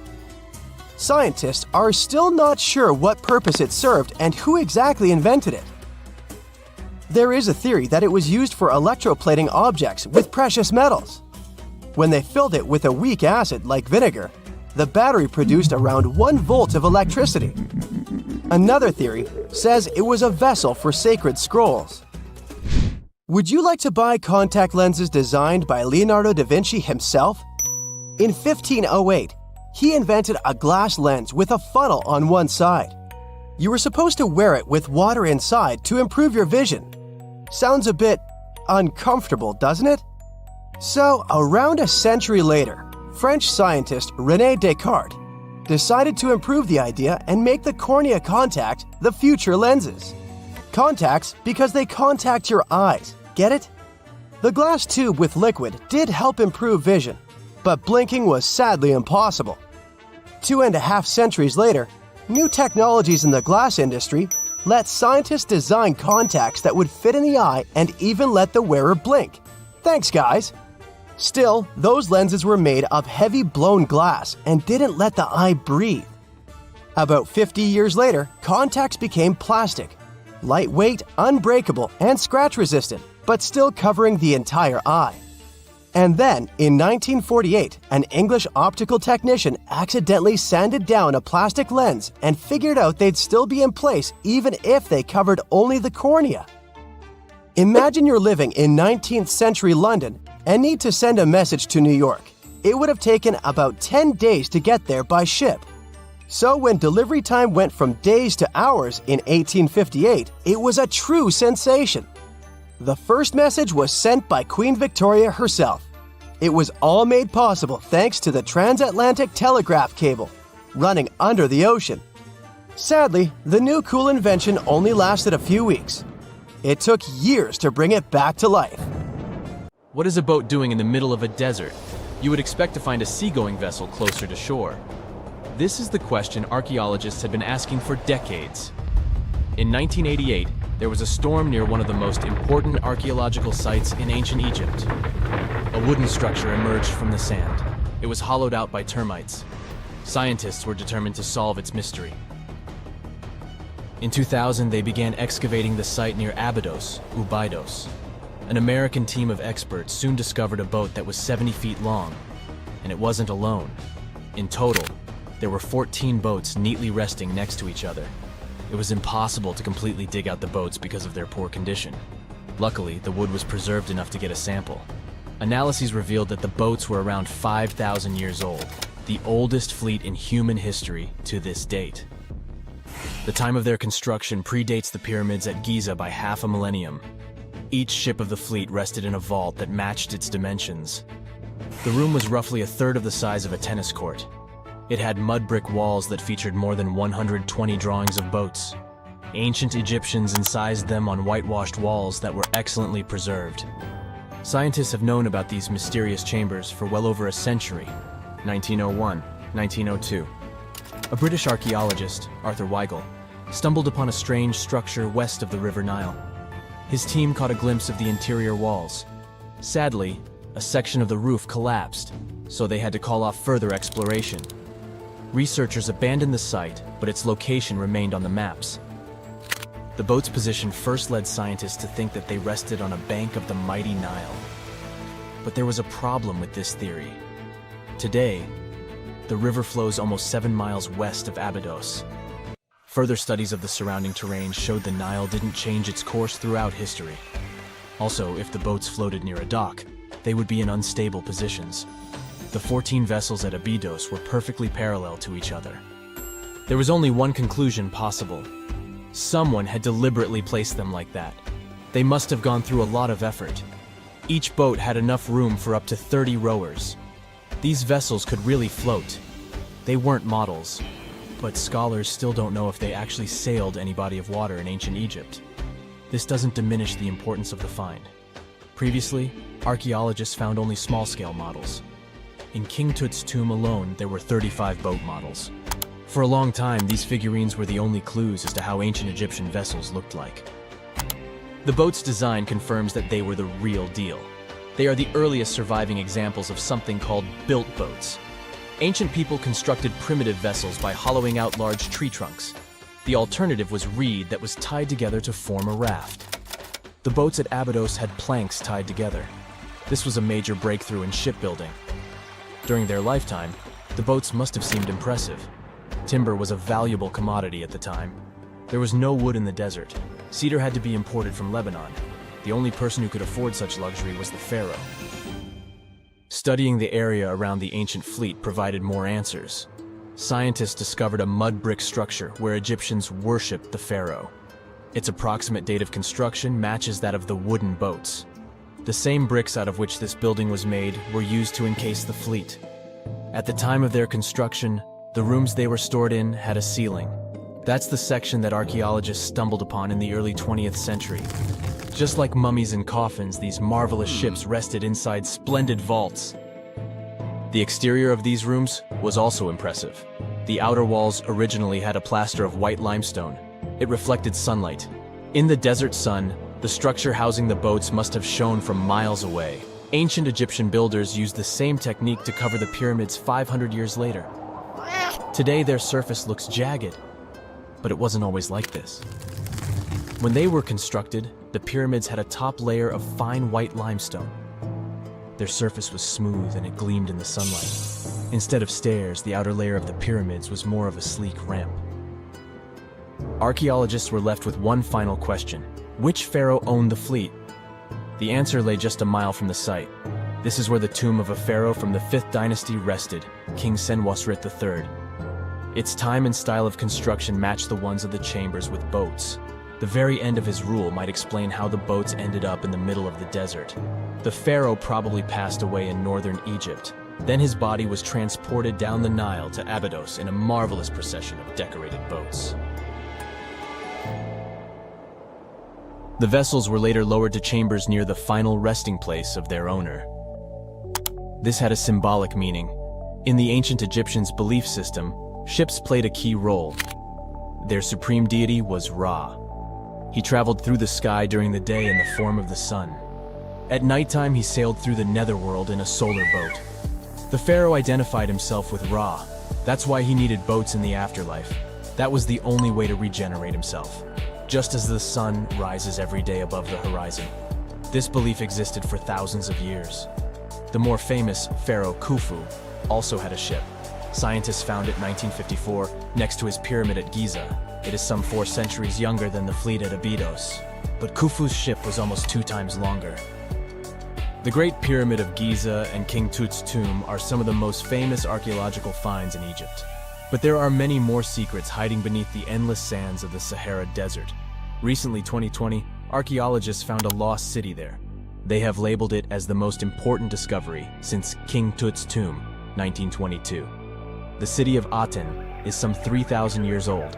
Historians hope it will give them a unique insight into the everyday life of ancient Egyptians. The famous archaeologist and Egyptologist Zahi Hawass proclaimed the site a lost golden city. Aten sits some 300 miles south of Egypt's capital, Cairo. It is close to the famous Valley of the Kings. Archaeologists first found sections of mud brick walls that spread out in all directions. They discovered complete rooms with tools of everyday life inside. The research team unearthed a bakery, a residential neighborhood, and an administrative district. They all date back to the time when the Egyptian civilization was the wealthiest in its long history. They were also the first to make objects from iron. In 1911, scientists found a set of iron beads near a village in Lower Egypt, El Girza. These are the earliest known iron artifacts. The discovery is literally out of this world. Ancient people made them by beating into shape a piece of a meteorite.